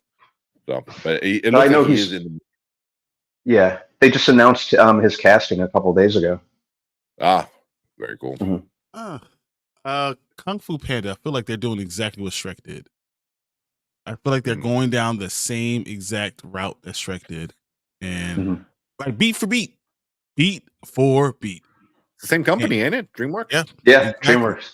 And I will say, whoa, that's terrible, except for the fact that's genius, right? If you have something that made all that money, why would you do the exact same thing with another character? Why not? Let's see. I mean, we're getting a Shrek 5 pretty soon, from the rumors at least. So that's what I've been hearing. Why not? Yeah. You know, hey, the other ones all make hundreds of millions of dollars, and you don't even have to put that much money into it. Let's go. Same thing with this. Let's go. See what it does. Even if it makes half the money. Your budget's like $2 million. Let's go. Yeah, I like JG's question. How many next steps does the dude have to take? it's every movie. It's like your next step in becoming the ultimate, blah blah Dragon Warrior. The Dragon Warrior. Now he's the peacekeeper or peace sensei or whatever the hell they. Now you have to find the new Dragon Warrior. Like what is going on? He just became the Dragon Warrior, and now we got to do this again. Yeah, yeah. That's funny. It's like the Kung Fu Panda version of Super Saiyan. Like there's always another level. I was thinking of you ever see 22 Jump Street at the end, and they had like all the sequels. It's like 44 Jump Street, and it's the same thing over and over again. Yeah, that's kind of how I felt about this. Yeah, and Brandon said, I know I didn't see part 3. Not even sure if I saw 2. The 3 wasn't good. 2 was fun. 2 was fun. I like 2. 3 was kind of just boring. It felt like they were just going through the beats. Like, yeah, I agree. And it still made money. It still made a bunch of money. This one looks actually like pretty interesting. Yeah, hopefully they've taken. So I think 3 was what 2017, 2018. That's been a while. Yeah. So hopefully they had a little time to kind of regroup and deliver a more solid story this time. But yeah, I will definitely see it. Plus, apparently one of the songs on the soundtrack is going to be a new one from Tenacious D. So nice. I'm totally done with that. Are we gonna have Awkwafina one where she's rapping? Oh God, no. I don't need that in my life. Not anymore. Oh gosh, yeah. Much as I like Aquafina, I hope not. Yeah, that's what JJ. As soon as I heard his voice, I was like, nope, Mhm. dude. Everything. She's in everything. Mhm. Everything. You can't blame her, you know, Yeah. for that. She could blame her for a lot of other stuff, but not for that. Yeah. Mhm. But it's like the thing is like she's in movies that are good. So people are like, oh, look, people like her because people want to go see this movie. I was like, people want to go see that movie because it was good, not because of her. You know what I mean? Like, like that's the issue. Mhm. Hey, all you know is she's in the movie, it does well, and she's good as a partner because she doesn't take the focus off the main character. That is true. So because of that, then she's perfect for any buddy cop type of things. So it doesn't matter if it's Shang-Chi, it doesn't matter what it is. She is good at doing what she does. Yeah, she plays a good You know, it sidekick. could be Renfield, like wherever it is. She Mhm. doesn't take the. Mhm. You forget that she's there. You know she's in the movie, but you forget she's there, and she just blends in with the whole buddy cop partnership type thing. So it works. Wow. Yeah. But cool. I mean, I like it. I think you said it was Viola Davis was in it, right? Yeah, she's the villain. She's the lead villain. That was Viola Davis. Okay. Yeah, Mhm. her name's not Shapeshifter. popping up. Yeah. Okay. But yeah, it sounded like her. But cool. Yeah, that was our thoughts, reaction to Kung Fu Panda 4. Jesus. It's so weird. So weird. I remember when the first one came out. Yeah. I remember loving the first one Yeah, it was so much. adorable, and now they Kung turned Fu Yeah. it Panda into 4. This time is for real. yeah. It's like, all right. This time he learns it for real. But cool. Leave a comment down below if you're watching on the replay. Let us know what you think about it. Do you like it? You hate it? You're kind of in between. You're like whatever about it. But let us know what you think. Make sure you hit that like, hit that subscribe button. Come join us every Monday and Thursday. We talk movies, TV, trailers, video games sometimes. A bunch of Hollywood news, especially this upcoming week. So make sure you come and join us live and be part of the show. Comic books too. There you go. But appreciate everyone hanging out with us in the replay. Thank you for clicking the video. If you're watching live, stick around because we're going to move on to our next topic for the night. Yeah, she's a chameleon. Viola Davis is a chameleon. It's why I like it sounded like her. And she's gonna crush that just like every other role she crushes too. You're not wrong. Mhm. All right, let's just jump right into the next one so we can get. Yeah. Let's talk Jonathan Majors. Bring it up. I can't wait for this fucking movie. Same. I cannot wait for this fucking movie. We would have been in the theater, sitting in the theater, watching it last month if it wasn't for that damn strike. I know. I blame Netflix. And I blame, yeah. Blame Netflix. Yeah, man. Their CEO was like, "Nah, we ain't giving you shit." Like, Friggin' prick. This is all his fault. yeah. I mean, a lot of them too. I mean, Bob Iger was No, like, no, "Oh, it's a lot- these actors are out yeah. of touch as he's on his yacht." I was like, fuck. Mhm. Yeah. He doesn't have a yacht. He has a super yacht. Yeah. Mickey's like giving him fucking champagne. Here you go, boss. All right. Oh. Let's watch this one and then we'll talk Jonathan Majors. Sounds good. Okay. All right. What is up, everyone? Welcome to Spoiler Kings. My name is St. Kramer, Bandman Brandon down there, Brian the Grizzly over here, and we're going to check out Dune Part 2, the third official trailer. If you're watching live, Brandon just said it. We should be watching this movie. We should already be talking about the review and how awesome it was. Instead, we get another trailer. I'll take it, but what we could have had. It's okay. It's okay. You know what? It's not too much longer now. It's not too much longer. It's not a whole lot longer. Yeah. It's long enough. It's taking forever. So, I know. Yeah. But let's check out this new let's get this trailer. trailer now. Yeah. Let's do it. And then let's talk about it. It's gonna Awesome. be so much more than people know. If you do not know Dune, you don't understand what you're about to get into. And everyone talks about the first movie. The first movie was setting up the second movie. That's all the first movie did, was set up this movie. And this movie is gonna give you action, love, unbelievable writing. It's going to be so good. You have no idea what you're going to be missing out on. Oh my god! Yeah. This is going to be special. Mm-hmm. That was, Man, I really, really liked part one. So, and like you said, Brian, this part one was almost like Deathly Hallows Part One, and this is Deathly Hallows Part Two. Exactly. In terms of setup, it was a prelude. But I really, it looks like they're just doubling down on everything that I liked about the first one. The scope, the additions to the cast. Florence Pugh, who's great in everything she's in. Austin Butler, who I'm paying more attention to.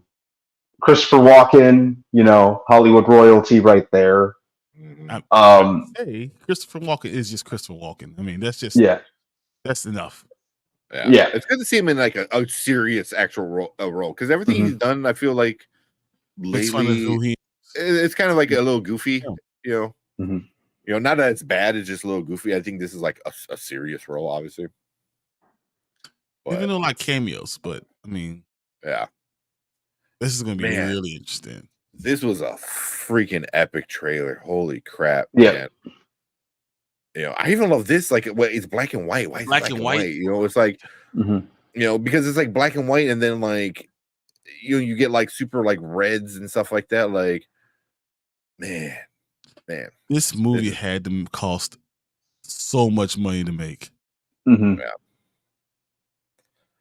Yeah, I can't wait. I'm really excited. I cannot wait, man. This is definitely a trailer that, like, all right, hey, you should have seen the movie by now. Mm-hmm. Don't forget, it's still gonna be an awesome movie. Here's an epic trailer to remind you that what you're getting is gonna be epic. Yep. Yeah. Damn. That's a good trailer. Yeah. IMAX or bust for this. Oh, 100%. Oh, yeah. 100%. I mean, I wouldn't mind doing the Dolby Digital. Like, I want the full. I'm not paying for Dolby full experience. Yep. No. Not for an independent theater for us. Oh no, hell no, man. Yeah, that'll be a freaking. I don't even know if they do that. No, I'm talking about like opening. To go see it. I'm definitely going to see it in all the things. In all. Yeah, not private theater. Although we do need to do another private theater thing. I mean, this would be a good one, but how? So the budget for this movie was only $122 million. Wow, that's not bad. That's it. It looks epic. Yeah, I think it definitely make its money back for sure. But first weekend, I won't say that. First weekend internationally, it makes all of his money back. Worldwide, it makes over $122 million. First weekend. That's a lot. That's a lot of money. Yeah, and I'm still saying it. We'll see. I don't know how the first one did internationally. I don't know if the first one was a good international movie, but yeah. Holy crap, man! It has to be good. I mean, some of these comments real quick. He goes, "Damn, why you need 3 trailers?" But that's why, because they postponed it. We should be talking about the movie. So yeah, we should have been sitting here talking about how awesome it was. Yeah, this trailer is nothing but a reminder that, hey, it's gonna come out. This is how epic it's gonna look. Because this is a really good trailer. Mm-hmm. He said the original is on Max, and part 1, I guess I'll start knocking them out. Well, it's just part 1 is just one movie. Yeah. Yeah. You got enough time, obviously. Yeah. Oh, yeah. Because I think Max is on some BS because the 84 version is only 2 hours 60 minutes. I thought it was 4. No, the 84 version it's fun. If you already read the books and stuff, but they gloss over a lot of stuff and they go through a lot of stuff really, really fast. Because you imagine the 84 version is part 1 and part 2 in together. A 2-hour movie, so you skip over a lot of stuff. A lot of stuff. I think who's the director? Denis Villeneuve. I think he's making all the right moves with making it a 2-parter. They're saying he's going to do more beyond this, which is great. I think he kind of grasps the content a little bit more than David Lynch and the people behind the 84 version. I didn't not to knock the the '84 version too hard, but I understand how diehard Dune fans would have a problem with it. Yeah, I would say the Um, 84 version is a like a sci-fi classic almost at this It point. is. yeah. You know, yeah, Mhm. yeah. Worldwide, Dune, the first one, made 87.5 million the first weekend. 87.5. 0.5. Okay, Mhm. that's not I'm bad. saying I could see an extra. I'm saying an extra $35 million, basically. Yeah, Yeah. damn. Mhm. If Yeah, they do hope- trailers like this, yeah. Yeah. I was just going to say, hopefully, we won't have any pandemic to effects to kind of stand in the way of it. Exactly. Dune Part One came out in the midst of that. If you remember, it was delayed a year because of the pandemic. Yep.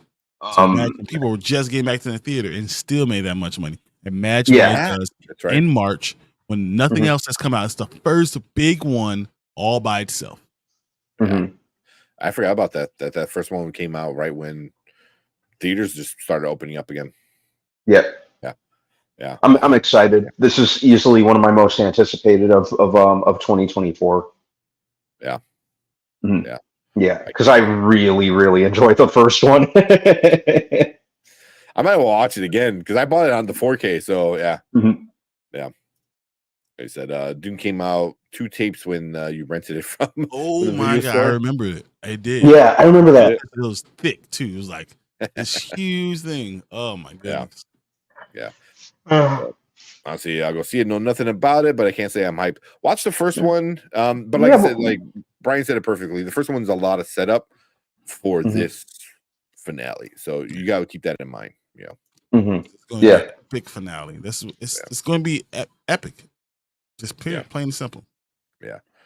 But cool, man. Oh man, that trailer really that legit got me hyped.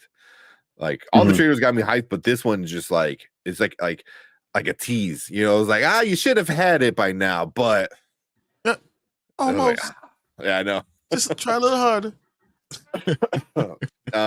But cool. So that's our thoughts and reactions for Dune Part 2, the official trailer number 3. We're all super psyched. I cannot wait to talk about this movie in March. Same. But yeah. So leave a comment down below. Let us know what you think about Dune Part 2, the trailer, any of the trailers, but in particular this one. You know, the epicness of it all. But let us know what you think about it. Leave a comment. Come and join us every Monday and Thursday. We talk movies, TV, trailers, all that fun stuff. Make sure you hit that subscribe button, hit that like button. It helps us out on YouTube. We appreciate everyone on the replay. If you're watching live, stick around because we're going to fish things up with our live show. All right. Yeah, Xavier, I saw you. I see you over there. Yeah, sorry. I saw you just popped in right when I was editing it. But yeah, can't wait to see the action combined with the story. Oh man, this Paul goes through such a giant like growth in the second part of it all. You know, But he goes from being a kid to being a man. And being a leader, like Yeah. being a leader, being the man. You know, Not that's just- the thing. But not just a leader, almost like Like a prophet, almost like a Messiah, the prophet. Yeah. Exactly. Yeah. So yeah, Imagine being John the Baptist. That's who he is. The dude is that. Yeah. I mean, I don't want to ruin it, but like there are more stories with when he has a son and stuff. Man. I hope he does like 2 more movies, 3 more movies. I'll be cool with that. You know. Mhm. Yeah. We'll see. It depends on how much money this makes. Yeah. If this one makes a bunch, I can see him, but then it's in new territory. It's like we're gonna make a movie about the next story. I believe they made a TV show about what happened after the movie from the old one. Who's in it? Wasn't what's his name in it? Oh, Professor X. I guess Professor. No, he was in the first one. The TV show was James McAvoy, I believe, was in the TV show. Huh. So you got both Professor X's are connected to Dune. I believe it was James McAvoy, right? You can make me double check. Why you checking that? You guys see about Captain America 4? That about the reshoots. Yep. Yeah. Said the reshoots are really good. I'm excited by everyone returning. Mhm. Bucky being Bucky. Yeah, he fits more into Captain America 4 than he does Thunderbolts. Way more. So like, Yeah. why is Oh. he? I don't understand that. Yeah. Mhm. But They need to rework that to fix the lineup. Yo, what's up, Kenny? How's it going? What's going man? on, Kenny? The late one for you, man. It's like what 12:30 for you over there. Princess Ireland plays an important role, so I can't wait to see what Florence Pugh brings to the role. Yeah. And then Brandon brought up Patrick Stewart was in Dune. He was in the first one in the 84 version. Yeah. He was in the 84 version. I forgot what character. Does he play? He doesn't play the Jason Momoa character. He plays the Josh Brolin character. Josh Brolin. Yeah. Mhm. From the newer ones. He's Josh Brolin. So, Yep. Yeah. But yeah, Patrick James McAvoy was Paul Atreides' son in the show. Huh. I'm going to go back and look at that. That was only one season. I thought it was longer. It was only one season, 2003. Yeah. So that was kind of cool. Hey, what's up? What's going on? I'm recording like 3 reviews tonight. Nice. Yeah, we just did one. Hopefully this weekend we'll have at least 3 or 4 of our own. What? The blasphemy that came out your mouth? Really? I thought Patrick started acting in Star Trek.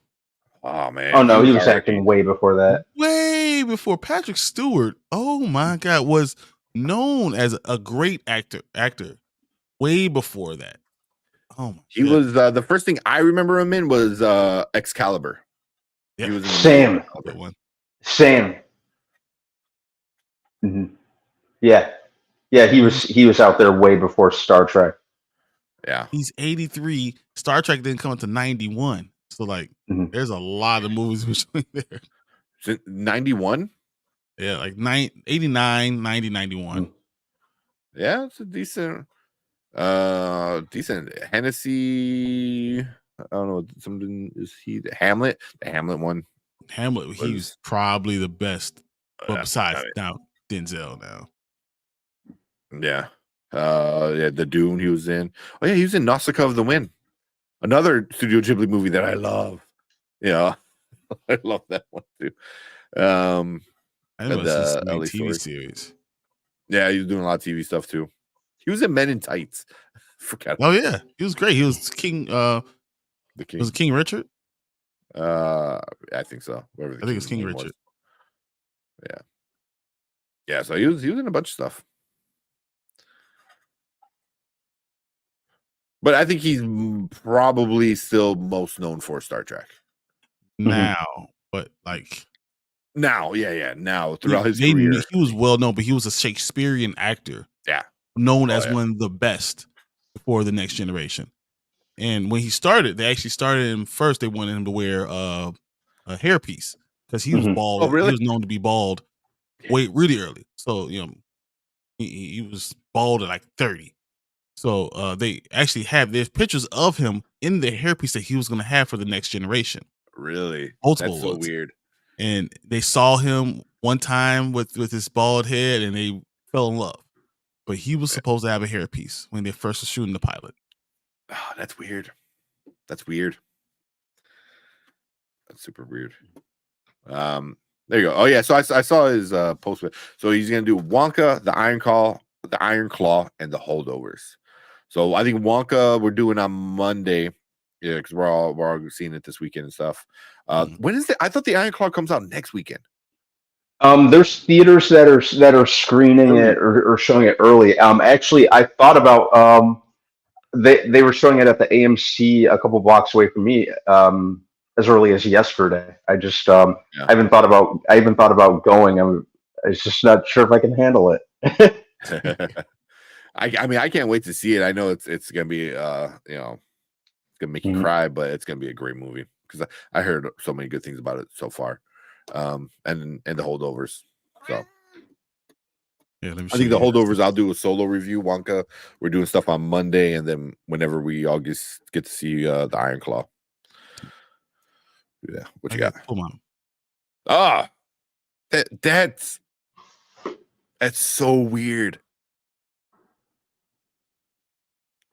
There's actual episodes with him having hair. I don't like it. Yeah. Say it. Like, but they eventually saw him with the bald head, and they said, "No, this is not right." Yeah, he just looks so much awesomer like that. Just iconic. So yeah, it's definitely it's his look, you know. But look at that hairpiece, man. That's something. That's weird. That's so weird, especially that face, the face he's making with it. Is like, yeah, let me do it. That's man. awesome. What can you say? No. We already saw that. Favorite Star Trek? Yeah, it's and my by far. I have my I have a couple of badges behind me right now. Nice. I have Geordi LaForge.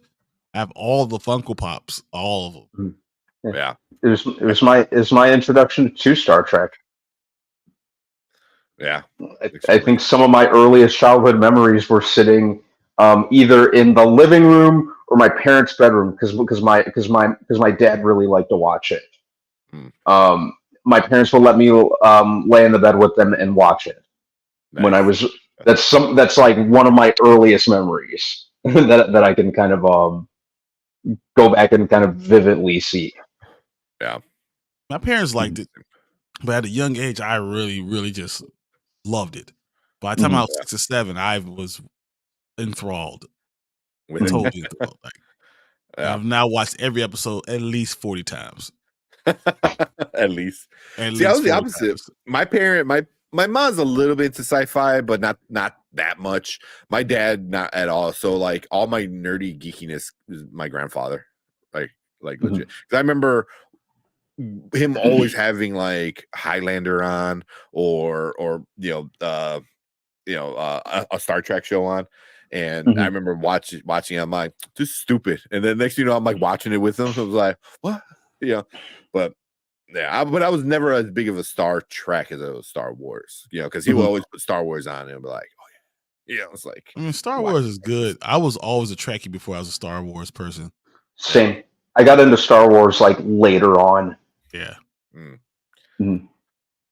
Yeah. I think he got me into Star Wars more just because it was a movie, so it was more complete than a TV show. A TV show is kind of just an episode. So, but yeah, all my nerdy stuff was from him. Video games, to the day he died, he owned the newest system. Oh, so awesome. Yeah. But said it was a fan screening. I saw it last night at AMC. Nice. Yeah, so they actually had it. Was it Monday that you had screenings? Nice. That's awesome. I could have gone, but I didn't, and I regret it now. You regret it. Said I cried in all 3 movies. Wonka.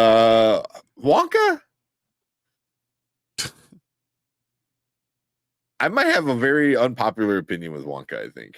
Yeah, but you're a hater, so that's it. I'm a hater with you. Though, I didn't hate the movie. I don't know if you guys saw it yet. I think no. I might try to get over and see it tomorrow. Yeah, I really hope I enjoy it just because I'm rooting for the director. Like I said a couple times, Paul King. I really liked what he did with the Paddington movies. Yeah. So I'm hoping I like this just as much. Yeah. And you saw it already, Brian? I saw it tonight. That's right. Yeah. Like that. I didn't hate it. Yeah. I thought about going tonight, but I didn't want to cut it too close with this. And the first 3 episodes of Reach are on Prime. It's 2 hours. It's 2 hours. Yeah. It's not too long, and I have less problems with this movie and more problems with the character of Willy Wonka, but not necessarily the movie. Mm-hmm. I agree. I know exactly what you're talking about. I agree. I 100% agree. So, I actually met Patrick Stewart before he had a fine piece with him. He always does. Yeah, he always does. Yeah, so I haven't watched the other Star Trek shows, but I've seen every movie. I've seen all the movies, but I've seen every TV show for the Next Generation. I've seen probably Deep Space Nine. I don't like Voyager that much. Voyager, I'm not like that much, yeah. Which one with what's it, Ryan? Jerry Ryan. Jerry Ryan. Which That one was Voyager, right? Was it Voyager. Voyager? Yeah, that one I watched. What Captain Janeway? Yeah. Mhm. Oh yeah, that's right. Said nah, Brandon. I used to watch the original, the old school one. Cool. Said The the Next next generation knew how to do a season finale. Oh yeah, they did. Yeah. A few shows with great series finales. Yes. Yeah. Always have to end it well. I remember they ended it well. Market Theater don't do anything special. Man, you got the AMC stuff. Even Cinemark. I think Cinemark is doing a version of like the A-list kind of thing. Yep, they do. Yep. I never want to see Wonka because I'm a fan of Gene Wilder version. This is different. Yep. Yep. As long as it's not the Tim Burton version, so. No, I mean, yeah. Nah, it's not as annoying. Yeah. That Wonka is still by far my least favorite Wonka by far. Mm-hmm. He was just, it didn't feel right. It as just, a dentist and all that stuff, it just was not good. yeah. It didn't feel right. Kenny said, "Nah, Wonka got real at the end. Perfect song placement for the perfect moment." Yeah. Hey. As long as you really got into the movie, I understand what you're saying, but for me, I didn't get into it until the end. That was my problem. Well, my issue is that I have an idea who Wonka is, Mm-hmm. And how he's portrayed is not the same, and I don't know, it's just different. I have different feelings. Yeah. So I think me and Brian are gonna be more aligned on this one than I think. I'm not a hater. I'm not. It's the crappiest thing ever, but yeah, it has some things where I'm like, oh, okay, I wouldn't have done that, but okay. Yeah, I love Deep Space Nine. Yeah. The hot take: the Undiscovered Country is better than Wrath of Khan. Wow. Brian.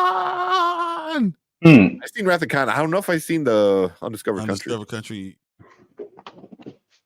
I'd have to revisit Undiscovered Country. I don't think it's better than Wrath of Khan because there's nothing like a villain that brings that out. Mm-hmm. The stuff that happened in that movie was pretty good. So I don't think. No, I can't say that. The Wrath of Khan is still better. Mm-hmm. Oh yeah. All right, let's talk about some of this Jonathan Major stuff. Yeah, we got 20 minutes left. Because we got, we don't have to talk about too much of it, but we got a bunch of stuff that's come out. They released a lot of the footage that was kind of hidden. The chase scene, for one, the cop body cam when they first walk into the apartment and they find her, on the floor. What else did they find? They released the audio, they released the text messages, and man, now that we see the screenshots of those text messages, there's a lot of shit blacked out. A lot of it blacked out. So not only is the context of the conversation missing, actual parts of the conversation are missing, and they're so literally like cherry picking from the conversation what's going on, and it's I don't know. The closing arguments were powerful, strong. Talking about all these lies and that Jabari, like, she's allowing a lot of this stuff to go on, and even though it's not what's going on. There's a lot. And I can't believe that this went to trial. I can't believe this missed Well, me. And if it went to trial, the fact that you didn't have two trials going simultaneously, like, because they both should have been in trial if you're gonna put one in trial, because there's a lot more evidence the other way. So I just don't understand that either. But I understand why, but I just don't agree with it. I understand why. Yeah. So I believe I was listening to Kat. She's one of the newer faces on Chillmonger's channel, talking about a lot of this stuff, and I believe it was her. As she said something along the lines where the defense had asked before today or something like that, like, can you dismiss the case? And they're like, no. The first time, or something like some. I could be wrong. The first time they even came into the courtroom, the first thing the defense said was, "You should just dismiss this case." I think that's what it was. I think maybe, yeah. I'm looking for some of this video, but a lot of the things aren't adding up. It's just it's a lot, man. It's a lot. So there's one of the videos here. When the cops first walk in. See if I can blow it up a little bit. So he grabs a blanket. That's Jonathan Majors in front. He grabs a blanket and kind of runs up the stairs to put it on her, because according to the 911 call, which was also released, she was naked from the bottom down. So she's quote unquote passed out on the floor in a closet without anything on her bottom half. Also a closet in the bathroom, which was like, what? So he kind of ran up there and put a blanket on her. So you see him grab the blanket, and then when it cuts over to her, you see her with the blanket kind of on her lower half of the body. So that's her passed out on the floor, supposedly. Because now it's a bigger issue, is like, was she really passed out? Because supposedly she was texting her buddy, one of her friends that testified, I believe, already, or somebody. She was texting somebody, and then like a few minutes later, she's found passed out. So it's like, how can you text and then like literally a couple minutes later you're passed out? Granted, she's probably super trashed by this point. If you're drunk, that could happen. Yeah. So, but we get a lot of the. I'm gonna go through it.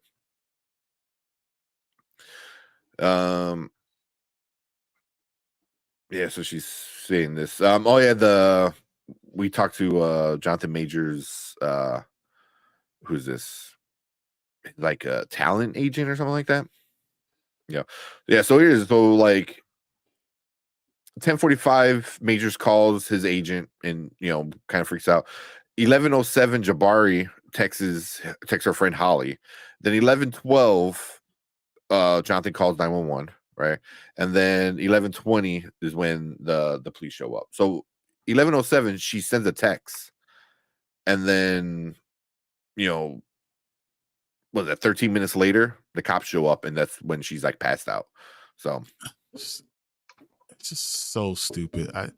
I agree. Like I hate a lot of this stuff that's happening, and that it's become news, and people it's ruining someone's career. But it's only because he's famous that all this is happening. Yeah. And then, of course, L, you come in right when we're talking about this. Yeah.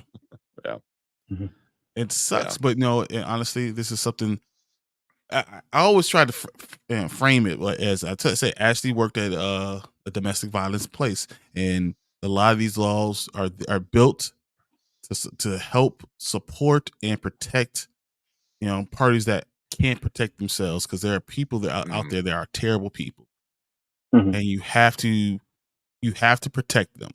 But the DA usually does is due diligence in figuring out what's happening before they charge anyone, and it's usually a lot into it. Even when you think you have all the evidence and you have everything right in front of their face, they still don't charge immediately. The fact they charge both. Or they charge both and just let Let everyone else figure it out. Yeah. But the fact that they just did this, I don't like it. I honestly, I hate it. I hate what's going on, and I hate that someone's career could be ended by something that might not have happened. I hate the fact that it's even in the public light.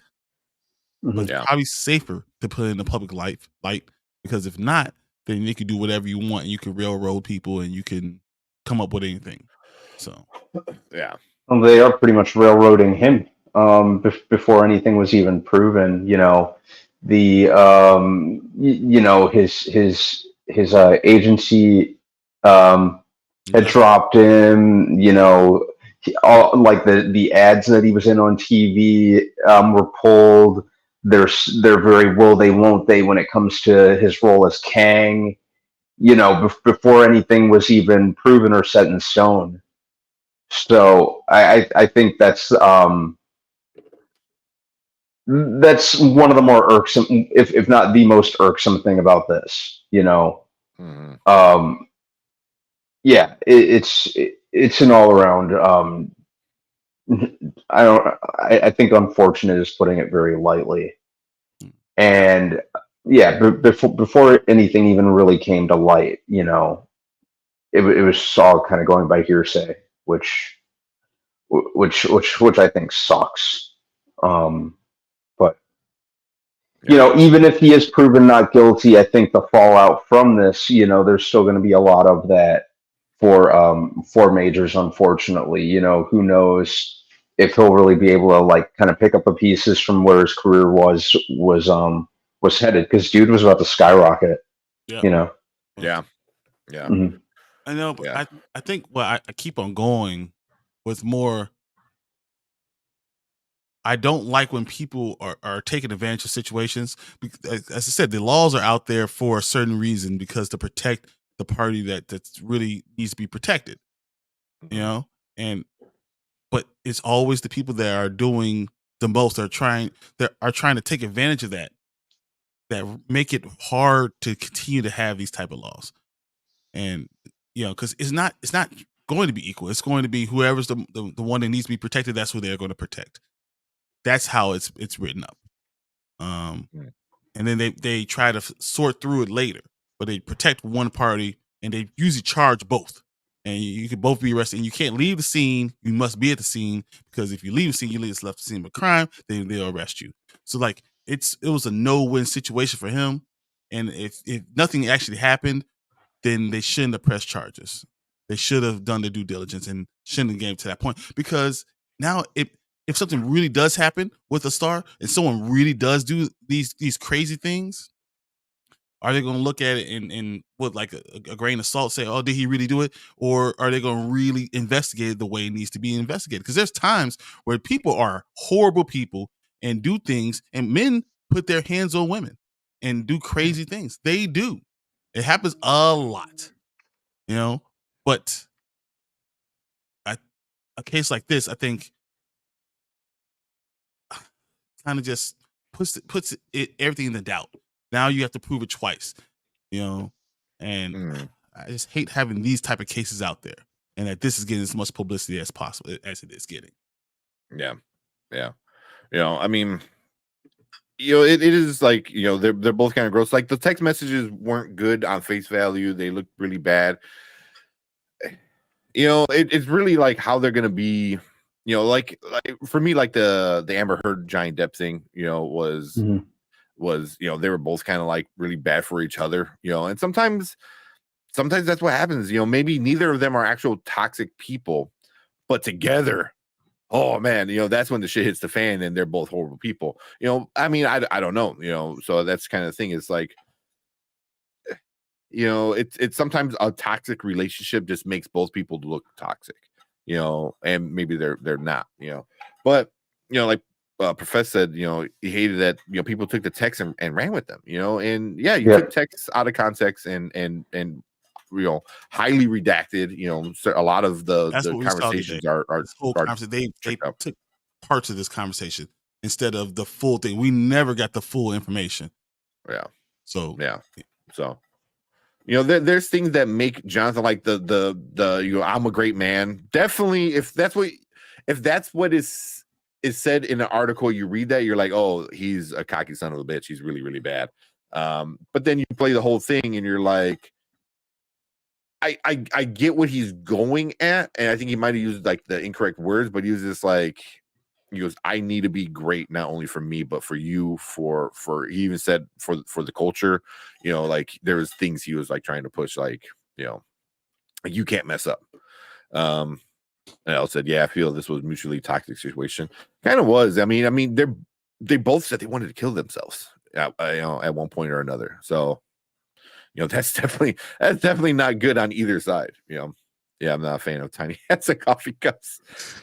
Yeah, he's definitely got a certain look to himself. He goes, I love the Johnny and Amber Heard relationship things. Lover squibble. That's wow. What that was. Yeah, he shouldn't lose his career because he was in a toxic relationship.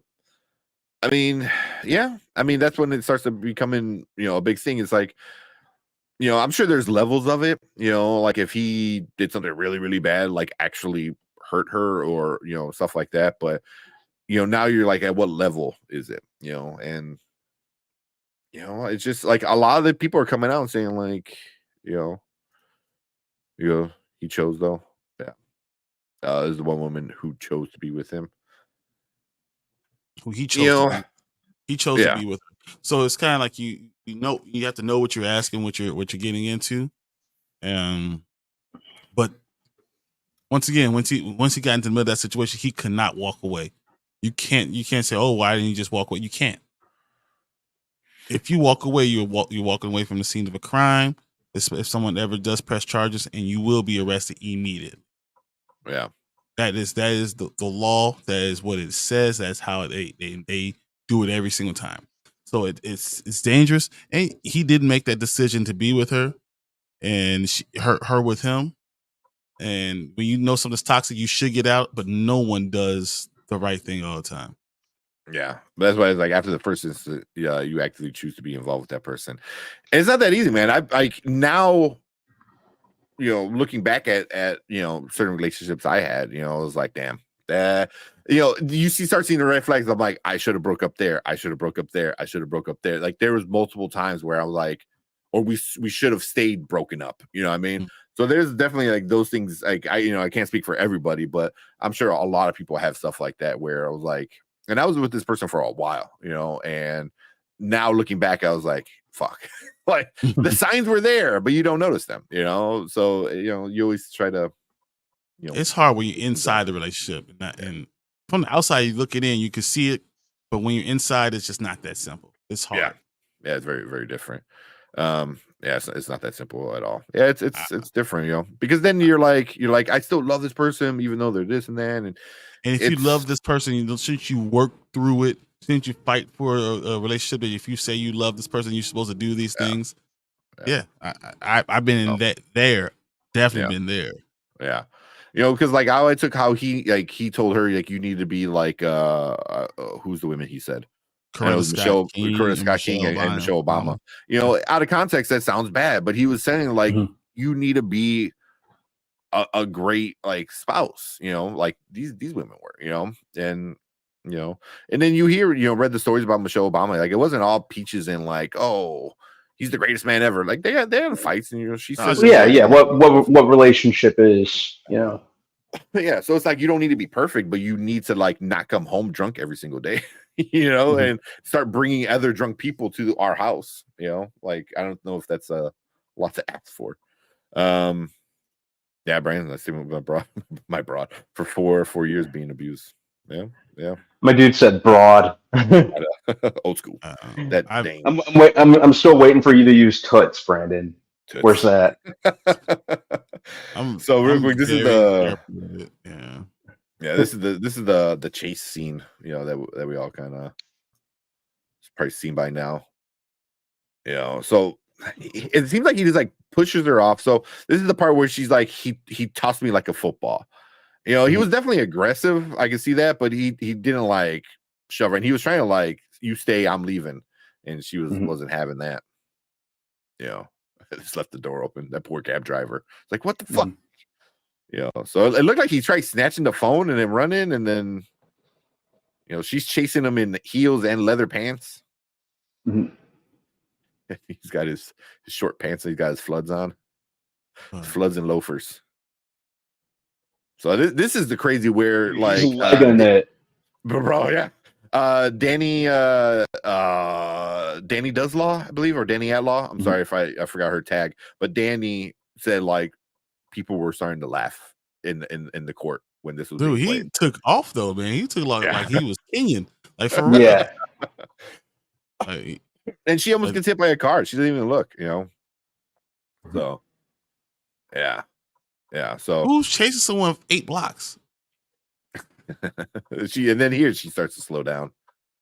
I was like, yeah, you ain't keeping up with Jonathan Majors, who at the time he's training and is in super good shape because he's filming Magazine Dreams during this time. Yeah. You know, so he's literally, you know, training to be a bodybuilder on screen, you know. And this is kind of the part that we all kind of saw where she meets these random people and stuff like that. But you know, but still chasing. So, but it is kind of crazy, you know. Definitely kind of crazy. But I gotta say, I've seen stuff like this before, especially in the city. You know what I mean? Like, Yeah. Oh yeah. You know, working or just walking downtown. You know, you see arguments and people chasing each other. People, you know, I saw a dude yelling at his girlfriend. He was on the floor and she was on the train platform, you know, that's, you know, high, you know, and just yelling, you know, like, and it was like, oh, come back. And then the next, like, few minutes later, it's like, fuck you, bitch. You know, it's like, it was just all over the place. You know, I mean, I forgot who I was with, one of my friends, and we're just sitting there watching. We're like, what the fuck is going on? So, you know, I've seen stuff like this before, like personally. It's just crazy. Like you sit in Wrigleyville long enough, Brian, because I know you got the store there now. If you just sit there with a lawn chair, you'll see this maybe like once a month at least. Oh yeah. Yeah, someone who frequents there on and off. Yeah, you definitely see it. Yeah. Get drunk, people start fighting. I saw you looking at her, or you were looking at him, like, and then start chasing each other and shit. But Danny said, man, people were laughing at this. You know, it was crazy. Which it is kind of funny, but it is kind of like messed up too. So what the fuck am I getting Steve Crowder fucking had? Someone that you care about, you don't want this crazy stuff happening. You know, you don't want it to be, you know, everyone's public knowledge. Yeah. You know? Yeah. But I do agree with what Professor Film fan said. If he would have been chasing her, case would have been closed. Oh, 100. Even that is like super scary. Imagine if a cop pulled up at any moment when he turned the corner and it's a black man running away from a white woman. That cop would have tackled him so fast. Like, what you steal? You stole your purse? Like it would without even second thought. That cop would have tackled Jonathan Majors. You know? But if he was chasing her, he would have shot. Yeah. So, you know, that's the laceration. So ER doctor did a expert testimony and kind of said like that doesn't seem like something that would happen from a hit. That's more of like a pull or something, or a fall. So there's things, you know, it's a lot of stuff. There's a lot of like crazy testimonies. So Jonathan Majors got scratched, and you know, there's the blood on his pillow, blood on his chin, and scratch from on his wrist. You know, but then they said there's not enough evidence, merit to prosecute, for the DA to prosecute Jabari. So none of the videotaping stuff. Yeah. You know, so this dude, let me see if I find Danny. Is it Danny Duzlaw, I think?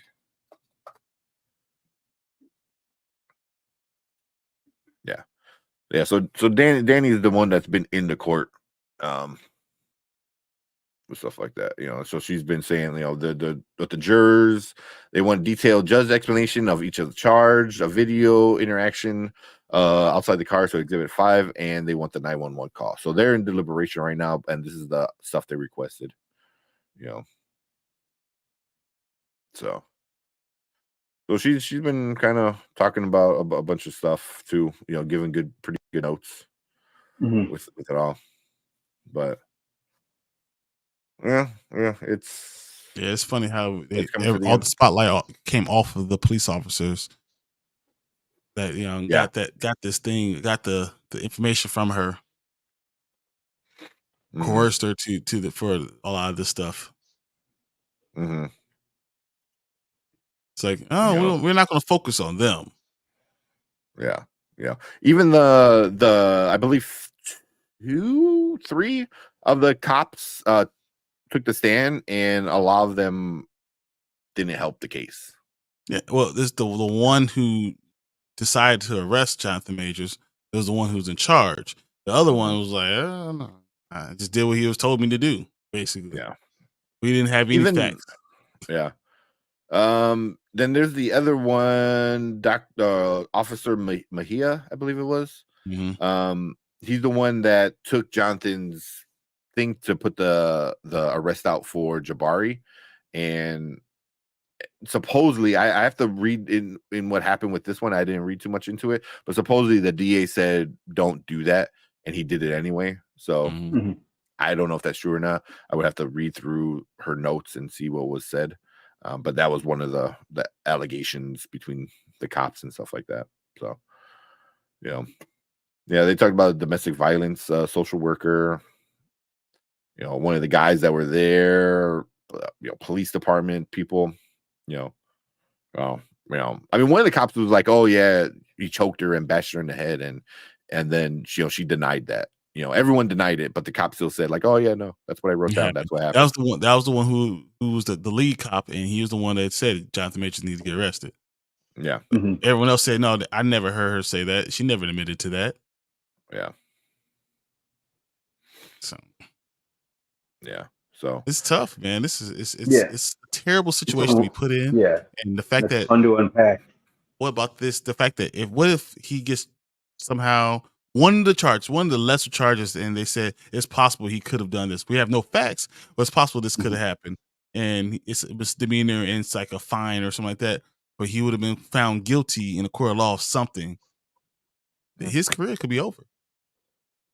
Yeah. Because I think if he's charged on all 4, he's facing up to a year in jail. Up to a year, they said, yeah. But like, imagine like those two that actually doing it. They said no. There's no way that that's that. And then the attempting of one, they said no. But then the attempting of the other, they say, well, maybe there's some evidence of this, and then they find him guilty, and it's a fine. It's not even any type of sentence. It's a fine, but his career could be over right then. Yeah. I mean, you have a lot of I guess articles or journalists, I would say, that are just like flat out like cherry picking, I think you said that, Brian, cherry picking and kind of picking and choosing, cherry picking, and writing articles and just are like, oh, he needs to be fired right away. I was like, hopefully you're never in that situation and no one treats you the way you're asking someone else to treat him. That's what I say. Yeah.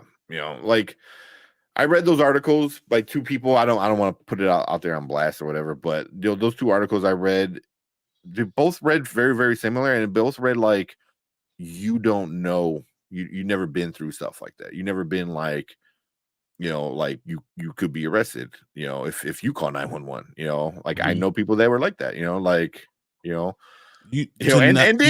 they called 911 and they got arrested. If you do not know, if you were called 911 and they come in and they see any type of thing and you walked away from the situation, they will not worry about who did what. They will not worry about the evidence. They will come arrest you first because you left the scene of the crime. Yeah. Yeah. And it's not even just that, it's I know somebody who called 911, was still in the house, locked themselves in the bathroom, and he was arrested. Yeah, he's the guy. Yeah, exactly. That's why he was the guy. You get away. You get rid of the person who's the most. They see is the one who could be the escalator. Yeah. Yep. So, yeah. I mean, with this is like there's like the scene of the crime is kind of it's really rough. With this one because is it the streets or is it his house? Because supposedly, from what I understand, I could be wrong. Correct me if I am. He didn't go home that night. He went somewhere else because he didn't want to go home because he didn't want to be around her. So I remember. he went Yeah, somewhere else. And then she wind up going out drinking, spending his money on getting drunk, and then ends up at their old house or at their house. Well, he's not there, so when he comes home, he sees her passed out. So but luckily he had that security guard with him. Like, yeah. Let's see what you guys are saying. 1,000%. I'm not sure. He goes, man went from Creed to King to Magazine Dreams. You're not catching that, man. You're not catching him, man. No, you're no, in heels you're too. not. I was like, there's no way. Yeah, she has gotten out her car and choked me on top of the. Oh, damn, dude! I don't even want to put that out there. No, run. Yeah, that's rough, man. He would have been arrested, shot or killed if he was chasing her. Yeah, or cop would have pulled up. He was like running from her. Yep. Yeah, no questions asked. Yeah. If he found guilty or not guilty, do you think Marvel will keep him as Kang? If he gets even guilty for even one count, they will not. Yeah, he would have to be fully acquitted. And even then, it's kind of a thing. Yeah, because with how wishy-washy and will they won't they they're being about it. Yeah, if it's even one charge, he'd have to be 100% acquitted and cleared of all charges, and then they'll be like, we'll move forward with him. They'll say he was proven innocent in the court of law of his peers, and then they'll keep him. That's probably what's going to happen. If anything, it seems like they're just looking for a reason, based on the news stories that I'm reading. They're just looking for any reason to drop him. Unfortunately, I don't know. Disney. I think that's what the articles are going to make you feel like that's what was going on. But Disney would have done it already. Yeah, they would have done it like right from the get-go. It was like, nope, we're done. So I think the problem is not Jonathan Majors. I think it's the actual character of this Kang. Like they made Kang not good. So if they get rid of Kang, it's because Kang sucks. Like they're making their big bad guy lose to everybody. So he should have won. He should have been winning all from the get-go. Yeah, it's like at least he won the one thing that matters. I called 911 and they didn't do shit. Yeah, that happens all the time. It's the domestic dispute. You're the dude. That's what happens. And your mama pones. You guys reviewed? Not yet. I don't know if we're gonna do it live. We're gonna do it sometime this week because I love it. It was good. It was. Brian watched it. Brian watched it already. I want to watch it. I don't know if I'm gonna have time to because it's really hard to find a theater. Really, at a normal time. I was like, it's all around. It's all around. They are adding more screens, which is cool. But yeah. And then I don't know if Brandman. I want to see it. I know Brandman wants to see it too. But for sure we'll get Brian to do his review on it. But you didn't say best movie.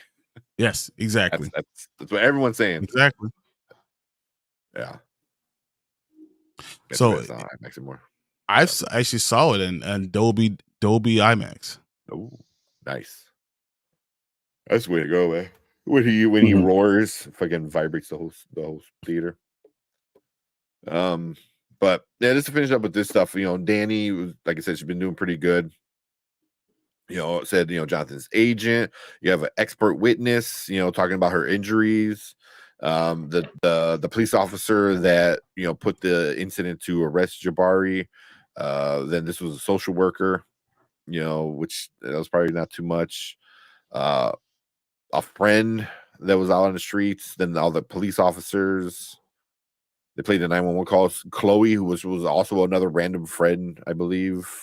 Was she the random friend? Yeah, just on the street. she was on the street, right? Yeah. Little silly things. So what was this? The other officer, Officer Swain. And then she did actual, Jabari was on stand for 2 days, I think, 3 days. Yeah, she did one day and then they let her go away and then come back the next day. Yeah.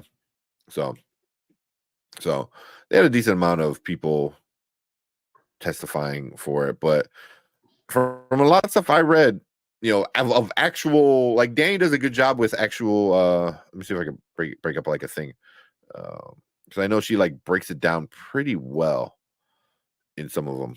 Like here, like she has like what was said and stuff like that, and kind of breaks it down. And a lot of other ones I've been reading too, that are actually in the courtroom, kind of same stuff that she says too. So yeah. So, but it looks good for him. Like I said, the most damning things are the text messages and the voicemail, or not the voicemail, the audio recording that she recorded without him knowing. That was in the same time frame. It was the same fight as the text messages. So that was all one event. Was the text Had and the nothing audio. to do with what any of the charges are. Yeah, it has nothing to do with that. Which I don't think those are considered evidence either. It's I think they're just inadmissible. like I think they're background info or inadmissible or in whatever. But yeah, we'll find out tomorrow. I think they got their info and then they kind of adjourned for the day. I think that's the right word, right? And then we'll see. I think tomorrow morning it's gonna be interesting. Yeah, adjourn until tomorrow at 2:15 p.m. So that's 1:15 our time, Chicago local time. So that's 2:15 Eastern. So we'll see. 2:30. We might get an answer. Or Eastern. No, they're not coming back like that. I think it's going to be. We might. Yeah, we'll get. It's possible to get somewhere around 3:00, 3:30. If it even, I mean, it could last days. I don't know. It depends on how long the jury. But if it does go longer, the longer it goes, the worse off it is for him. Probably, I agree. Yeah. If it's short, then it's probably good news, which I hope it is short. The stuff they asked for isn't out of anything crazy. They asked for detailed explanation of what each thing is, which I get. Like, I want to know what exactly I need to judge him on, which is understandable. And then they asked for a couple things of evidence, the chase, the foot chase, and the 911 call. Both of them kind of put Jonathan in good lights, I think, so, but that's my opinion. Yeah, same. But especially the cab driver, the Uber driver. I know. Car driver. Yeah. So, I know Chillmonger. Go check Chillmonger out if you're into a lot of this stuff. He's been doing dailies. The Dre Mac show, again, doing daily checkups on it all. Everything always, I believe. Yep. Everything always. He's been doing some updates too, which is pretty cool. Having such a bigger YouTube channel, kind of talk about it as well. But yeah, definitely check out Chill. We'll hopefully join him this weekend, and then But unless you guys got anything else, this craziness, yeah. Yeah. I don't think it's a rap for him, King. I don't, because he's a villain. It's not like he's a superhero. Yeah, so I think that's the key thing. Yeah. But yeah, perception is reality. That's kind of thing. That's the social aspect of it all. People see that, they're like, "Oh, he got charged for that," but it means they don't see the details. Yeah, exactly. Yeah. Oh, they never even showed up. Jesus. Yeah, that happens too. I don't think the audio was bad, just bad examples. Yeah, but also she was recording without him knowing, which is already kind of like sussy for me. It's like, why are you doing that? I'm gonna set him up. Almost. And it wasn't like he was like saying anything bad. He was just like, you need to do better because I need to be better and I need to be great and I am great. I'm a great actor. You know, it sounds kind of cocky for sure, but You know what? know, I mean, anyone who's good is arrogant. Yeah. Yeah. You know, that's being a diva. You know, like in some way, any shape, or wide form. receiver. Yeah, exactly. Yeah. So, but cool. Yeah, that's it for the Jonathan Major stuff. Leave a comment, let us know what you think about it. You know, where do you stand on it? I think a lot of us in our community with Chillmonger and stuff, we're supporting Jonathan, you know, and one thing, like we're not saying every woman's a liar. Everyone who comes forward is a liar. We're saying like we're more like the truth needs to come out, you know, and stuff like this, stuff like the Amber Heard stuff, I think really makes the movement weaker. You know what I mean? Mm-hmm. You know, and you know, kind of like taking, like Brian, you said, like taking advantage of a situation, and you're you know, being a victim. You know, because usually most women are victims to domestic violence. You know, most women, but not all the time. You know, but when you take advantage of that situation and that knowledge, then it kind of you're it's not good for anybody. There's two statistics that always get me. The first one is when girls go to college, because I have a lot of young girls that go to college that work for me. I always say that 30% of women that go to college are in some type of situation where they could be raped. That's huge. Okay, that's so big. That's a huge thing. And the second thing is domestic violence. Most women will have some type of domestic violence situation in their life. Not necessarily with them, but between them or a friend or something like that. Those are huge things. What's up, SSJ? Oh man, what's going on? But yeah. So those are two huge things, especially with me. You know, I have a lot of sisters. I have, you know, all girls. Those are things that are huge. But you also can't,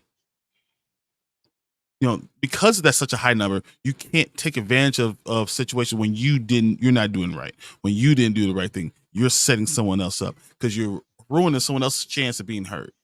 Because there's a lot of women out there that won't say anything. They're afraid to come forward. It's because of people that are doing things like that. Yeah. It's like you're taking advantage of somebody else's victimhood. You know what I mean? It's like, you know, majority of women are victimized. So now you're taking advantage of that thing. You know, and Brandon, you're totally right, man. Yeah, men are victims of domestic violence also, 100%. You know, and that's what Jonathan Majors was trying to go after too. And then the DOE is like, nah, get out of here. Which is so bad. That's so bad on there. I know definitely situations that definitely have had when men have been in that situation too. Yes. I told you, when you go to when she worked at 555 West Harrison, you see all sides of it. Yeah. You really do. And it sucks. And just hate that this is so out there in the open for everyone to see, being something that's a private matter that you want taken care of and take it seriously, being as public as it is, sucks. Yeah, it really does, because it's someone's life. Yeah. You know, I know we talked a little bit about it on Chill's stream the other day. You know, I think there could be a good case for Jonathan to be like an advocate to like mental health and actual domestic violence. You know what I mean? So if he's smart, and I think he is a smart man, you know, don't get me wrong. I think the recordings proved it to me. You know, it's like he knows where he's at, and he knows the situation, and he knows he needs to have this very clean slate. You know what I mean? And the people around him need to have a clean slate because they also represent him. And that's what he was trying to say in the recording. It's just out of context, it sounded way worse. Yeah. It's not how it came out exactly. You know, so he knows, he understands. And I think he could turn this into a good publicity eventually. You know, something like Michael Vick. You know, that's the first thing I thought of too. You know, Michael Vick, big trouble for the dog fighting stuff, and now he's a big advocate for dogs and stuff. You know, a lot of money, a lot of time, a lot of stuff he does for that movement. You know, so I just feel like, you know, he's not going to bring up the domestic violence anymore, but definitely the mental health. Would be huge for him. Yeah, especially a black man in America where that's so stigmatized. He can definitely be a voice and a face for that, you know, which would be good, you know. So, but cool. appreciate everyone coming in, hanging out with us, talking everything, talking about Jonathan Majors. Shout out to Chill for sending all his viewers over here, man. I don't think I ever talked to that many people at once on our own show, at least. That was cool. It was very cool. Yeah. I saw it coming in. I was like, oh, I better say something. Yeah. The one time I didn't have like the YouTube studio up. Yeah. I was like, oh, it's at 50. Let's say something. Yeah, I saw that number. I was like, oh shit. So, but cool. Appreciate it. Oh, Kenny saw it. Godzilla #2 for him. Till I saw Iron Claw and the Holdovers. Brian, you guys gotta watch Holdovers, man. No, I'm not. It's really good. I'll go see it. Just It's gotta really make time good. for it. If I start that's saying, fine. if I come back and say, man, I am done with these Dangerous Minds, Mr. Cleavers types things, I'm done with it right now. Well, we'll see. Well, maybe I have time. I have time. These high school shows that have negative things happen to negative people and they have a happy ending at the end. You know, we'll see. Okay. Yeah, I got you. But very cool. And then one last one, then we're out. I'll say this though: a black woman isn't going to try to ruin a black man's career. Though that's white woman shit. Yeah, I mean that's what a lot of people are saying. So I don't know. I don't know. It's bad either way. yeah, Just stay away from it as best you can, because a lot of times you can't. But if you can, stay away from that stuff, man. yeah. But cool. Appreciate everyone. Thank you guys. We are out for the night. We will see you on Monday talking about Wonka and a bunch of other stuff, and hopefully some good news about Jonathan Majors too. So appreciate you guys. Thank you so much. We will see you guys on Monday. Have a great weekend, everyone. And Thanks, later. guys. Don't forget to like and subscribe. We out here.